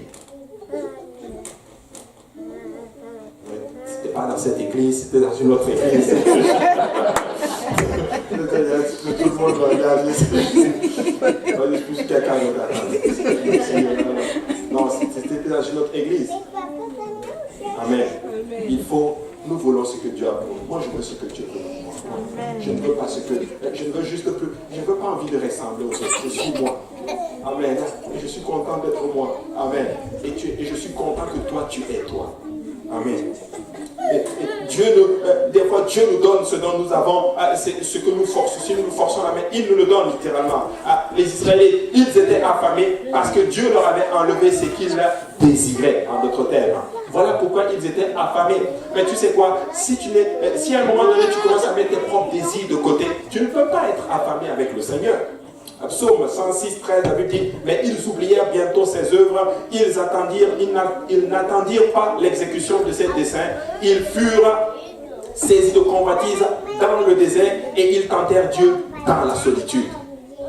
La convoitise est venue. La convoitise de la chair, la convoitise des yeux, l'orgueil de la vie, toutes ces choses sont venues dans le désert et ils ont excité la colère du Seigneur. Il leur accorda ce qu'ils demandaient, puis il envoya le dépérissement dans leur corps. Le dépérissement dans leur corps. Dieu leur a donné ce qu'ils voulaient. Peuple de Dieu, ne force pas la main de Dieu. Écoute, moi j'ai compris une chose. Si tu dois forcer une porte pour qu'elle s'ouvre, Dieu n'est pas dedans. Je vous dis, ça va s'ouvrir. Hein? Ça va s'ouvrir. Ça va s'ouvrir. Si c'est la volonté du Seigneur, peu importe que l'homme s'élève pour aller contre toi, Dieu va te faire traverser cette porte. Que tous les démons se mettent ensemble. Si Dieu t'a ouvert une porte, personne ne peut la fermer. Amen. Oui, personne. Si Dieu dit ça, c'est pour toi, c'est pour toi. Si Dieu dit ça, c'est pas pour toi, tu peux forcer. Dieu va dire, ok, prends. Et après, tu vas. Rappelez-vous l'histoire que je me demande. Bon, j'allais dire, peut-être, je ne sais pas si Dieu est africain, je ne sais pas. Mais nous, en Afrique, vous savez ce qu'on fait. Il dit, des fois, quand l'enfant veut quelque chose, par exemple, quelque chose qui brûle. Bon, ça, c'est la manière africaine. On ne dit pas que c'est ça qu'il faut faire. Et les parents vont dire, laisse-le toucher. Comme ça, quand ça va le brûler, là, c'est là il va savoir qu'il bon, mais des fois, Dieu nous donne pour que nous comprenions que nous avons besoin de lui. Et Israël, ils sont allés et ils ont eu un roi Saül. Il était charnel, il était imbu de lui-même. C'était un roi qui était idolâtre, en d'autres termes, et il a détruit, en d'autres termes, le peuple d'Israël. Après cela, Dieu leur a donné l'homme selon son cœur. La maigreur de l'âme les a rendus incapables de passer le test de Dieu et en fin de compte d'entrer dans la terre promise. Dieu veut toujours savoir si son peuple cherchera sa face ou juste sa main. Amen. Dieu veut savoir si tu veux sa face ou sa main. Moi j'ai un principe. Si Dieu n'est pas dedans, moi je n'en veux pas. Aussi simple que ça. Si Dieu n'est pas dedans, je n'en veux pas. Parce que de toute façon, ça va juste te détruire. On peut tout avoir sans Dieu. Quelqu'un peut dire amen à cela? Amen. Oui, on peut tout avoir sans Dieu. Même le réveil, on peut l'avoir sans Dieu. Quand je dis réveil, dans le sens où les gens peuvent venir et Dieu n'est pas dedans. Mais nous ne voulons pas ça. Nous voulons avec Dieu. Nous voulons avec le Seigneur. David, plutôt, le Seigneur a dit à Moïse, je vais vous faire entrer dans la terre, vous allez avoir tout. Les terres, les richesses, tout. Mais moi, je ne serai pas avec vous. Moïse a dit, si toi tu n'es pas avec nous, on ne bouge pas. Je ne veux pas la bénédiction sans Dieu. Je veux la bénédiction avec l'Éternel. Alléluia. Avec l'Éternel. Vous savez, si vous cherchez sa main, vous ne pouvez pas reconnaître le visage de l'Éternel. Beaucoup dans l'église sont heureux tant qu'ils obtiennent ce qu'ils veulent de Dieu. Oui, ils sont contents tant qu'ils obtiennent ce qu'ils veulent de Dieu. Mais en entrant dans des temps secs, le motif de leur cœur est révélé. Que veux-tu réellement? Que veux-tu réellement? Que veux-tu réellement? Chaque fois que l'accent est mis sur soi, la plainte commence. Et Paul a compris ce principe de besoin contre désir. Il a dit ceci: ce n'est pas en vue de mes besoins que je dis cela, car j'ai appris à être content de l'état où je me trouve. Il dit, j'ai appris à être content de l'état où je me trouve. Regardez, j'aime ce passage. Je sais vivre dans l'humiliation, je sais vivre dans l'abondance, et en tout et partout, j'ai appris à être rassasié et à avoir faim, à être dans l'abondance et à être dans la disette. Je puis tout par celui qui me fortifie. Amen. Paul est extraordinaire. Il dit, écoute, si je galère, je peux vivre dedans. Si je suis riche, je peux vivre dedans, tout en servant encore le Seigneur. Je puis tout, et cela grâce au Seigneur, parce que c'est lui qui me donne la force. Dans la 17, il me donne la force, alléluia, d'aller contre littéralement les tentations. Dans l'abondance, il me donne aussi la force d'aller dans sa volonté. Tu sais, une de mes prières, c'est ceci: Papa, alléluia, dans les problèmes, je veux que tu me donnes la patience de Joseph. Alléluia. Dans certaines difficultés, donne-moi la force de David. Alléluia, contre Goliath. Dans certaines situations, donne-moi la patience de Moïse. Alléluia. Dans certaines situations, donne-moi la confiance que Daniel avait avec toi quand il était dans la fosse au lion. Donne-nous l'attitude qu'il faut dans chaque situation. Alléluia. Je puis tout par celui qui me fortifie. Maintenant, êtes-vous excité par les voies de Dieu ou juste de l'œuvre de Dieu? Dans le désert, le fruit de l'esprit est cultivé, il est arrosé par le désir, littéralement, de le connaître. Dans le désert, tu vas développer le fruit de l'esprit. Ésaïe 43, verset 18, on a bientôt terminé. La Bible dit ceci: ne pensez plus aux événements passés et ne considérez plus ce qui est ancien. Voici, je vais faire une nouvelle chose. Sur le point d'arriver, ne la connaîtrez-vous pas? Je mettrai un chemin dans le désert et des fleuves dans la solitude. Je vais dire à quelqu'un ceci aujourd'hui: si tu es dans le désert, Dieu est en train de te dire, persévère. Je vais mettre un chemin dans le désert pour toi. Alléluia. Je vais faire quelque chose de nouveau. Quelque chose de nouveau. Regardez, il va mettre des fleuves dans la solitude. Et Luc 5, 37. Et personne ne met du vin nouveau dans de vieilles outres. Autrement, le vin nouveau fait rompre les outres. Il se répand et les outres sont perdues. Mais il faut mettre le vin nouveau dans des outres neuves. Et personne, après avoir bu du vin vieux, ne veut du nouveau, car il dit, le vieux est bon. On ne peut pas mettre un vin nouveau dans de vieilles outres. Savez-vous c'est quoi les outres? C'était comme comment on appelle ça, comme des bidons en pot. qu'on utilisait et des fois elle durcissait et le vin, vu qu'il est nouveau, il éclatait en d'autres termes l'outre. Plutôt il est ancien, quand tu mets un vin nouveau, il allait éclater en fait l'outre. Et Jésus utilise cela pour imaginer notre relation avec lui. L'œuvre nouvelle qu'il veut faire en toi, il faut d'abord qu'il t'épure. Sinon cette nouvelle chose va t'exploser, ça va te détruire. Amen. Et c'est important de comprendre ces choses. Il y a une raison en notre thème à votre désert que vous percevez comme l'absence de sa présence. Dieu prépare une nouvelle outre. C'est vous, littéralement. Oui, un nouveau mouvement de son esprit. Dieu veut faire quelque chose. Dieu veut vous utiliser. Je vais encore vous dire, comme le Seigneur veut faire une nouvelle œuvre. Et la personne qu'ils utilisent, c'est vous et moi. S'il vous plaît, laissons les anciennes choses. Ce qui est passé est passé. Tu sais, Dieu m'a donné une révélation ces derniers temps. Il m'a dit, vous êtes encore attachés à ce qui s'est passé dans le passé. Oui, je rends grâce à Dieu qu'on a eu un réveil à un moment donné. Et Dieu me dit que beaucoup d'entre nous sommes encore attachés au passé. Mais peuple de Dieu, écoutez-moi bien. Beaucoup d'entre vous, je vais me laisser aller. Dieu me dit, beaucoup de d'entre vous, vous savez pourquoi certains problèmes arrivent? Parce qu'on a grandi. On n'est plus des enfants. Mais oui, on a grandi, on n'est plus des enfants. On était tout petits, on était tous ensemble. Mais on a grandi, il y a eu de la maturation et Dieu va utiliser ces mêmes piliers pour faire une nouvelle œuvre. Mais on est encore rattaché au passé. C'est comme un enfant qui est tellement attaché à ses parents que ça l'empêche d'évoluer.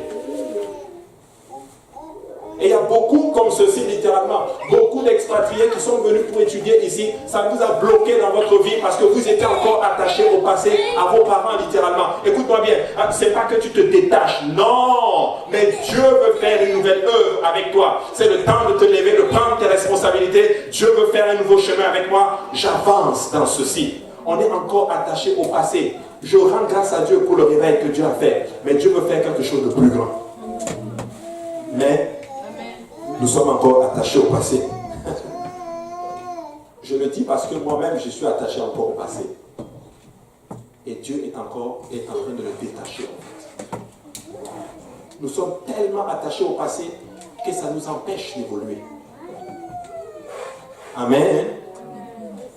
Mais Dieu veut qu'on évolue parce que Dieu veut faire un nouveau mouvement de son esprit. Alléluia. Une outre, littéralement, ça vient du latin uter.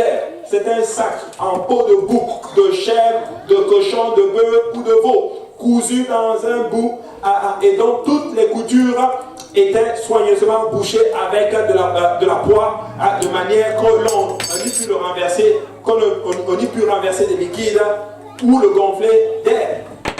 Il s'agit d'une des premières formes de récipient.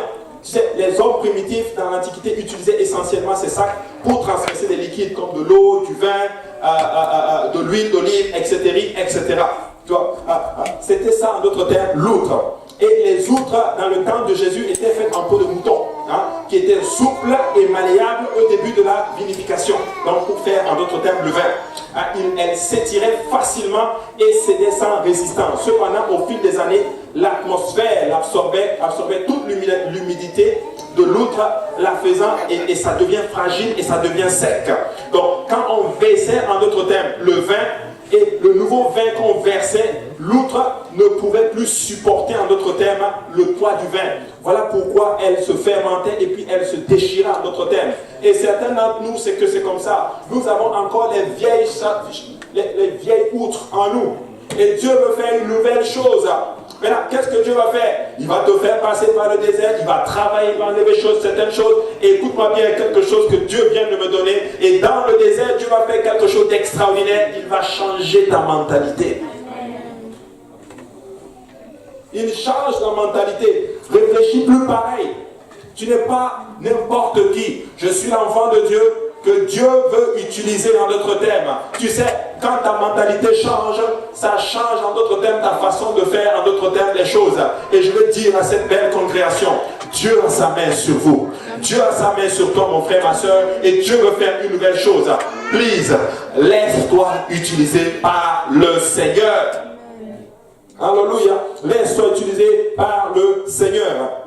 Ainsi, on prenait cette vieille outre, on la trempait dans la peau, on trempait la peau dans de l'eau, et cela pendant plusieurs jours. Quand cette outre devenait sec, on la prend et on la met dans l'eau. On baptisait cette outre. Hein? Il y a des outres qu'on doit baptiser au nom de Jésus. Hein? On la mettait dans l'eau pendant plusieurs jours. Mais nous, le baptême, on ne va pas te garder plusieurs jours dans l'eau. On va juste te plonger et puis on va te ressortir. Et puis au nom de Jésus, c'est fini. Une nouvelle créature. Alléluia. On la mettait et quand on la sortait, regardez ce qu'ils faisaient. Ils appliquaient de l'huile d'olive dessus. Regarde, après le baptême d'eau, baptême du Saint-Esprit. L'huile représente le Saint-Esprit dans les Écritures. Extraordinaire. Et ce processus rend l'outre flexible et pliable encore. Mais pour rajeunir la vieille outre, on va d'abord vider ce qu'on appelle le vieux vin. Tu vas d'abord enlever le vieux vin. Peuple de Dieu, écoutez-moi bien. Dieu va enlever les mauvaises choses en nous quand tu viens en lui. Et Dieu est un spécialiste pour enlever ceci. Dieu est un spécialiste pour enlever notre vieille façon, notre ancienne façon de vivre. Et le Seigneur veut le faire et c'est ça que nous n'aimons pas. On n'aime pas que Dieu commence à pointer les choses dans nos vies. On n'aime pas que Dieu commence à dire, ok, ça tu dois laisser ça, ça tu dois enlever ceci, soit tu dois enlever ceci. Nous n'aimons pas ceci. Mais écoute-moi bien, si tu veux que Dieu t'utilise, Dieu va t'amener à abandonner certaines vaines façons de vivre. Amen. Certaines vaines façons de vivre. Maintenant, donc, pas de vin dans l'outre, pas de présence tangible littéralement du Seigneur. C'est un désert. Et la raison pour laquelle Dieu retire sa présence, c'est pour vous amener à le chercher. Alléluia. Dieu t'amène à le chercher. Nous n'aimons pas ça. Oh, ils disent, est-ce que je vais vous donner une petite révélation. Savez-vous que notre Dieu est un Dieu qui se cache? Hein? Maintenant, comment le trouver? Comment? De tout notre cœur.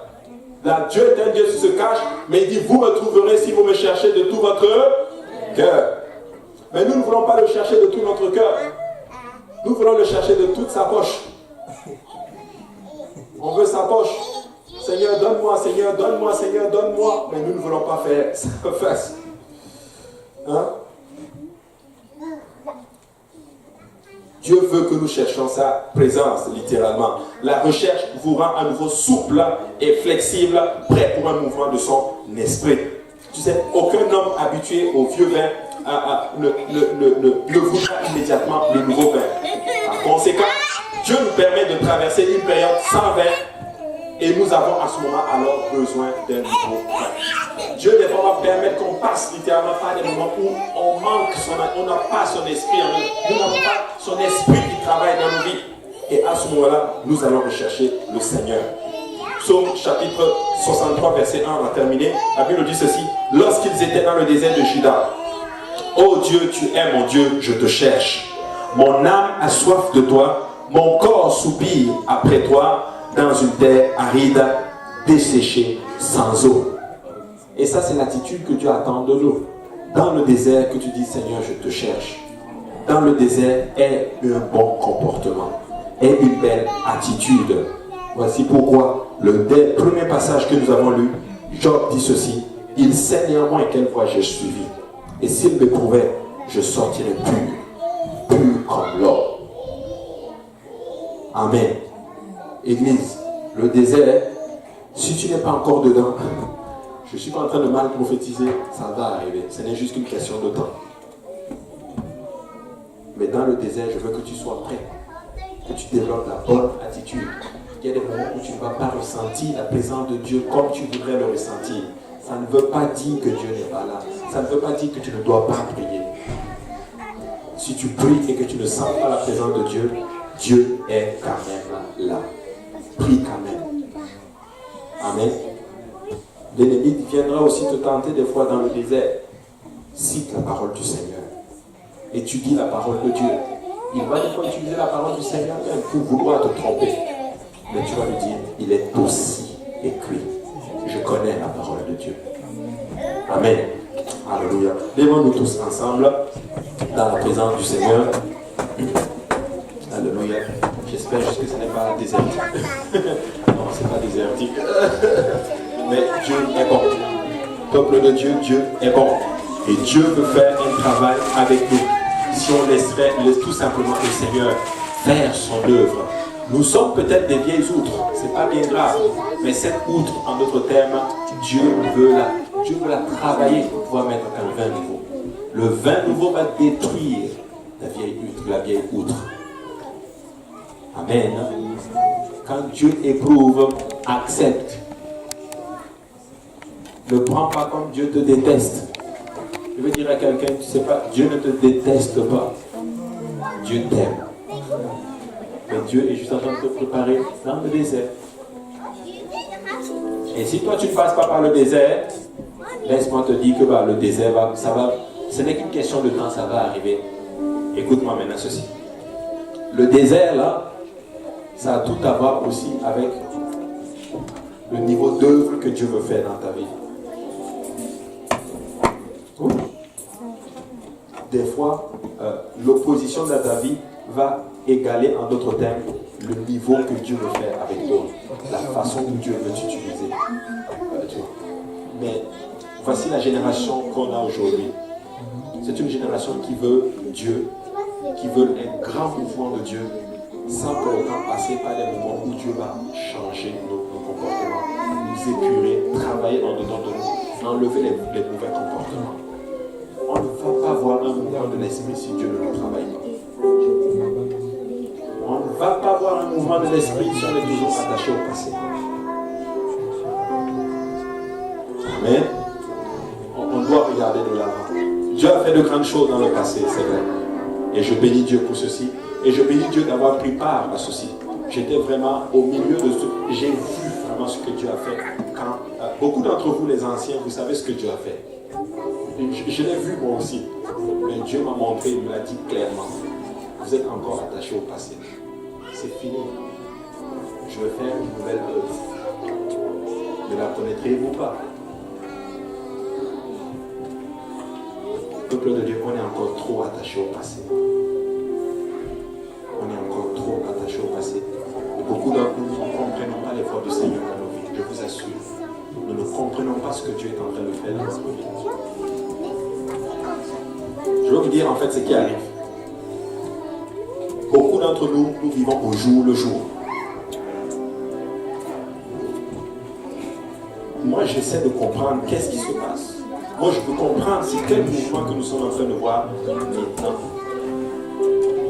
Je vous dis, Dieu est en train de faire de grandes choses.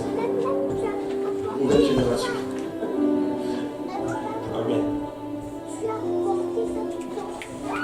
Amen. Dieu est en train de faire de grandes choses. Église. Vraiment, je vous le dis, nous allons faire de grandes choses. Mais regardons à l'avant, fermez les yeux à ce qui s'est passé. Dites à Dieu, Papa, merci pour ce que tu as fait dans le temps. Mais nous réalisons que tu veux faire quelque chose de nouveau. Alors ouvre nos yeux dans ceci et nous allons traverser ceci. Je vous dis, Canaan est à la porte. On est vraiment à la porte. Amen. Et Israël a eu du mal à appréhender Canaan. Vous savez pourquoi? Parce qu'ils étaient 40 ans dans le désert, c'était trop. Ils étaient trop habitués au désert. Ils se sont habitués aux mêmes façons de vivre, la même pensée. C'est-à-dire qu'ils rentrent quelque part là. Je dis ça c'est pour vous. Ça c'est pour vous. Mais leur vie c'est ça. On est des bergers. Ils passent de bergers à devenir des propriétaires de terrains, des champs qu'ils doivent cultiver. Ils passent d'une nouvelle étape à une nouvelle étape. Pourquoi? Parce que le désert avait juste travaillé leur mentalité. Et la vie que nous avons menée dans le temps a travaillé aussi notre pensée. Mais Dieu veut faire une nouvelle chose. Changeons notre mentalité. Il va faire une grande œuvre. Amen. Des âmes vont venir. Préparons-nous à les contenir. Préparons-nous à les enseigner. Préparons-nous à les aimer. Préparons-nous à avoir un esprit de sacrifice. Préparons-nous à les aimer. Préparons-nous à être ce qu'on appelle des mentors pour ces âmes que Dieu va amener. Amen. Amen. Amen. Gloire à Dieu. Alléluia. Aujourd'hui, nous allons rendre grâce au Seigneur pour le désert. Je veux que quelqu'un pense aujourd'hui, on va fermer les yeux et vous venez à l'hôtel. L'hôtel est ouvert et nous allons faire quelque chose aujourd'hui. Je le sens dans mon esprit. Nous allons faire quelque chose.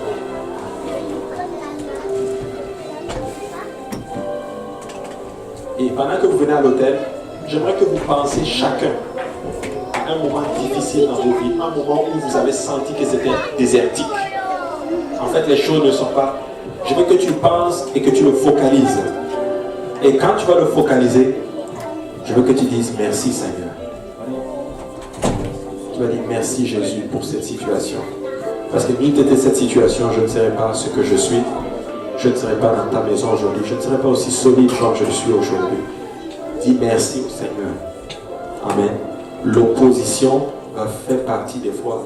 Et ce qui arrive, je ne veux pas que tu murmures contre le Seigneur Jésus. Je veux que tu lui dises merci. Merci pour cette situation, Père. Fais ton œuvre en moi. Utilise-moi. Prends ma vie telle qu'elle est et utilise-la pour ta gloire. Prends ma vie telle qu'elle, utilise-la pour ta gloire. Parce que je t'appartiens désormais. Je t'appartiens, Seigneur. J'ai mes propres plans. J'ai mes désirs. J'ai mes rêves que j'aimerais voir réaliser, Seigneur. Mais je les déchire pour ta volonté dans ma vie, Seigneur. Ta volonté est le meilleur plan dans ma vie. Je déchire mes plans pour les plans du Seigneur. Je déchire vraiment mes plans pour les plans du Seigneur. N'aie pas peur de le faire. Parce que Dieu ne permettra pas, le Seigneur ne permettra pas que tu souffres. Tu lui as fait confiance. Il ne va jamais te piéger. Jamais. Alléluia. Alléluia. Alors, prions aussi ce soir. Papa, nous te rendons grâce. Je te remercie, Père, pour la conviction que nous ressentons à ces lieux, Père. Et nous avons passé par des moments difficiles dans nos vies, Seigneur, où nous ne comprenons pas tes voies, Seigneur Jésus, où nous ne savons même pas ce que tu es en train de faire dans nos vies. Père, ce soir, je veux te prier de changer notre mentalité, Seigneur, de changer notre façon de t'approcher, Seigneur, notre façon de te parler, Seigneur. Père, je veux que tu nous permettes de comprendre tes voies, ce que tu es en train de faire dans nos vies, Seigneur. Nous voulons les comprendre et nous ne voulons pas, Seigneur, Papa, murmurer contre ton nom. Nous voulons les accepter, Seigneur Jésus. Nous voulons accepter, Seigneur, que tu émondes, Seigneur, que tu changes nos vies, Seigneur, et afin que tu puisses nous utiliser. Parce que nous savons, Seigneur, Papa, que tu veux verser à 20 nouveaux. Tu veux faire un autre mouvement de ton esprit, Seigneur Jésus-Christ. Alléluia. Amène-nous, Seigneur, à avoir la mentalité, Seigneur, de la conquête, Seigneur. La mentalité, Seigneur, qui va nous permettre d'entrer, Seigneur, dans cette nouvelle promesse, Seigneur. Père, ce matin, je te le demande, Seigneur. Garde mon frère et ma soeur, Père. Alléluia. Garde tous ceux-là qui passent dans les périodes désertiques, Seigneur. Garde-les solides en toi, Seigneur, afin qu'ils ne doutent point, qu'ils puissent déclarer, comme Paul l'a déclaré dans les Écritures, nous savons en qui nous avons cru. Alléluia. Je veux être capable de déclarer, Seigneur, je sais en qui j'ai cru, Seigneur Jésus. Père, tu es fidèle, Seigneur, et tu ne nous abandonneras pas, Seigneur. Que ton nom soit béni, Seigneur. Alléluia. Au nom de Jésus, étendez la main vers votre voisin. Priez chacun pour votre frère. Que le Seigneur soutienne sa foi, que le Seigneur le rende fort et que le Seigneur le garde dans les moments de désert. Amen. Alléluia. Et s'il y a des gens qui recherchent une touche de l'Esprit, alléluia, un mouvement de l'Esprit, le baptême du Saint-Esprit, sainteté, soyez conscients, priez les uns pour les autres. Alléluia. Parce que Dieu va bouger tantôt maintenant. Dieu va bouger maintenant au nom de Jésus-Christ. Alléluia. Merci Seigneur. Alléluia, Père, je te rends grâce, Seigneur. Alors que ton peuple est en train de rendre ministère, Seigneur Jésus. Alléluia. Je te prie que ton esprit bouge maintenant, Seigneur. Alléluia. Ton esprit tombe sur nous, Seigneur, maintenant. Alléluia. Au nom de Jésus-Christ, Père. Alléluia. Fais ton œuvre, Seigneur. Alléluia, Jésus. Alléluia. Alléluia, Jésus. Alléluia, Jésus. Alléluia. Alléluia. Gloire à toi, Seigneur. Alléluia. Alléluia, Jésus. Alléluia. Gloire à toi, Seigneur. Gloire à toi, Seigneur Jésus. Alléluia. Alléluia. Ikaramaya Shandalama Italama Oloyo Shandalama Hashata. Alléluia. Ikatalama Shandalama Oloyo Shandalama Oloyo Shata. Gloire à toi, Seigneur. Alléluia. Alléluia. Une nouvelle œuvre, Seigneur, une nouvelle œuvre, Seigneur Jésus, une nouvelle œuvre, Seigneur Jésus. Ashandalarabaya Shandalarabaya Shandalarama Hishata. Alléluia. Une nouvelle œuvre dans la vie de mon frère, Seigneur Jésus. Une nouvelle œuvre dans la vie de mon frère, Seigneur.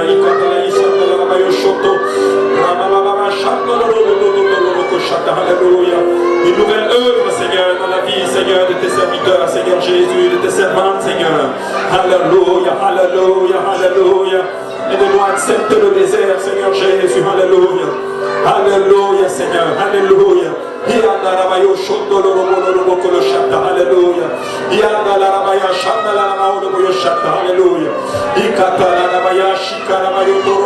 Alléluia. Alléluia, Jésus, alléluia. Béni soit le nom de Jésus, alléluia, alléluia, Seigneur. Une nouvelle œuvre, Seigneur, alléluia. Une nouvelle œuvre, Seigneur, alléluia. Alléluia, alléluia, Jésus, alléluia. Merci, Seigneur Jésus. Merci, Jésus, alléluia.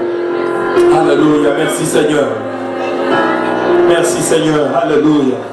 Gloire à toi, Seigneur, alléluia. Alléluia, alléluia. Que le Seigneur vous bénisse, peuple de Dieu. Beaucoup de courage, amen. Beaucoup de courage, alléluia. Beaucoup de courage, alléluia. Persévérer, hein? Et Dieu va faire une nouvelle œuvre. Amen. Il va faire une nouvelle œuvre. Aïe, aïe, aïe, je pense que il va faire une nouvelle chose. Amen. Tu vas, en tout cas, aïe, aïe, aïe, je vais vous lire un passage. Et je vais m'arrêter là, je ne sais pas, je sens de la parole en moi, mais Dieu va faire une nouvelle œuvre.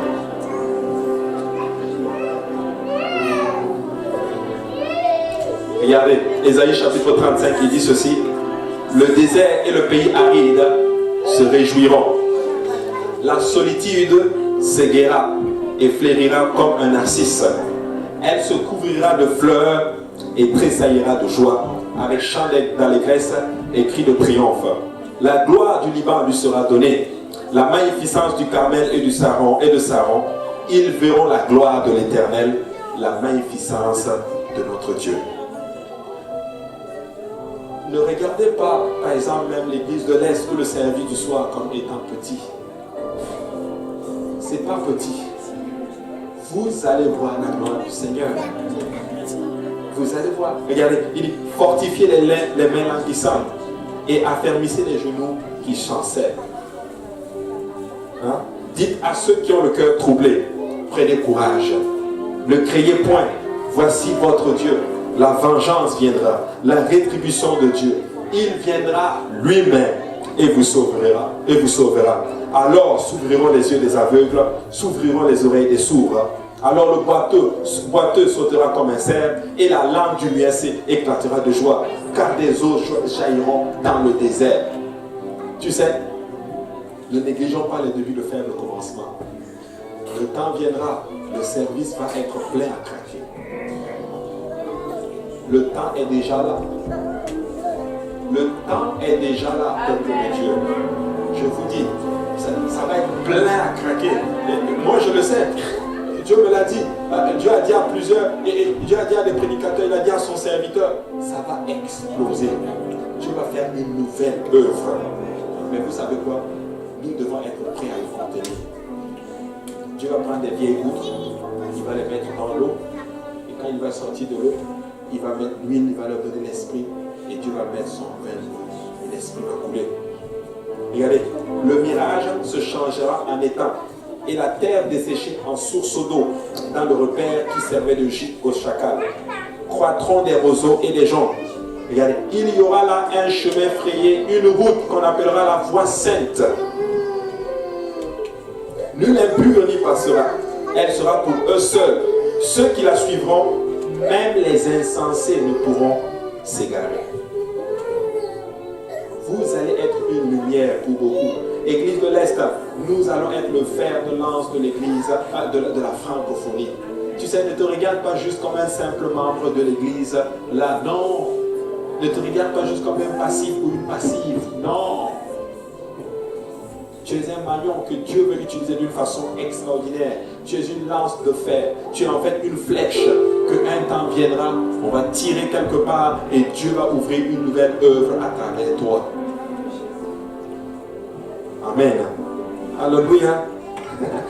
La voie sainte. Sur cette route, point de lion, nulle bête féroce ne la prendra. Nul ne s'y rencontrera. Les délivrés y marcheront. Les rachetés de l'Éternel retourneront. Ils iront à Sion avec de chants de triomphe et une joie éternelle couronnera leur tête. L'allégresse et la joie s'approcheront. La douleur et les gémissements s'enfuiront. Je vais dire à quelqu'un aujourd'hui, cette douleur va passer. cette souffrance va passer. C'est juste le Seigneur. Amen. Alléluia. Battons nos mains pour le Seigneur aujourd'hui. Alléluia. Remercions le Seigneur pour cette nouvelle œuvre qu'il va faire. Alléluia. Glorifions son nom. Dis-lui merci parce qu'il est fidèle. Alléluia. Alléluia. Alléluia. Alléluia. Et si tu acceptes cette parole dans ta vie, pousse juste un cri de joie au Seigneur Jésus. Alléluia.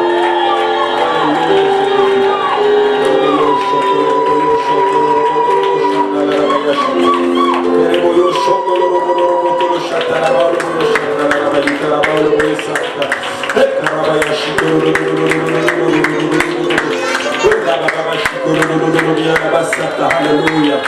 Gloire au nom de Jésus. Alléluia. Alléluia. Saluez votre voisine. Alléluia. Dites-lui, Seigneur, votre voisin ou voisine, dites-lui que le Seigneur te bénisse. Dieu va faire une nouvelle chose. Amen. Alléluia.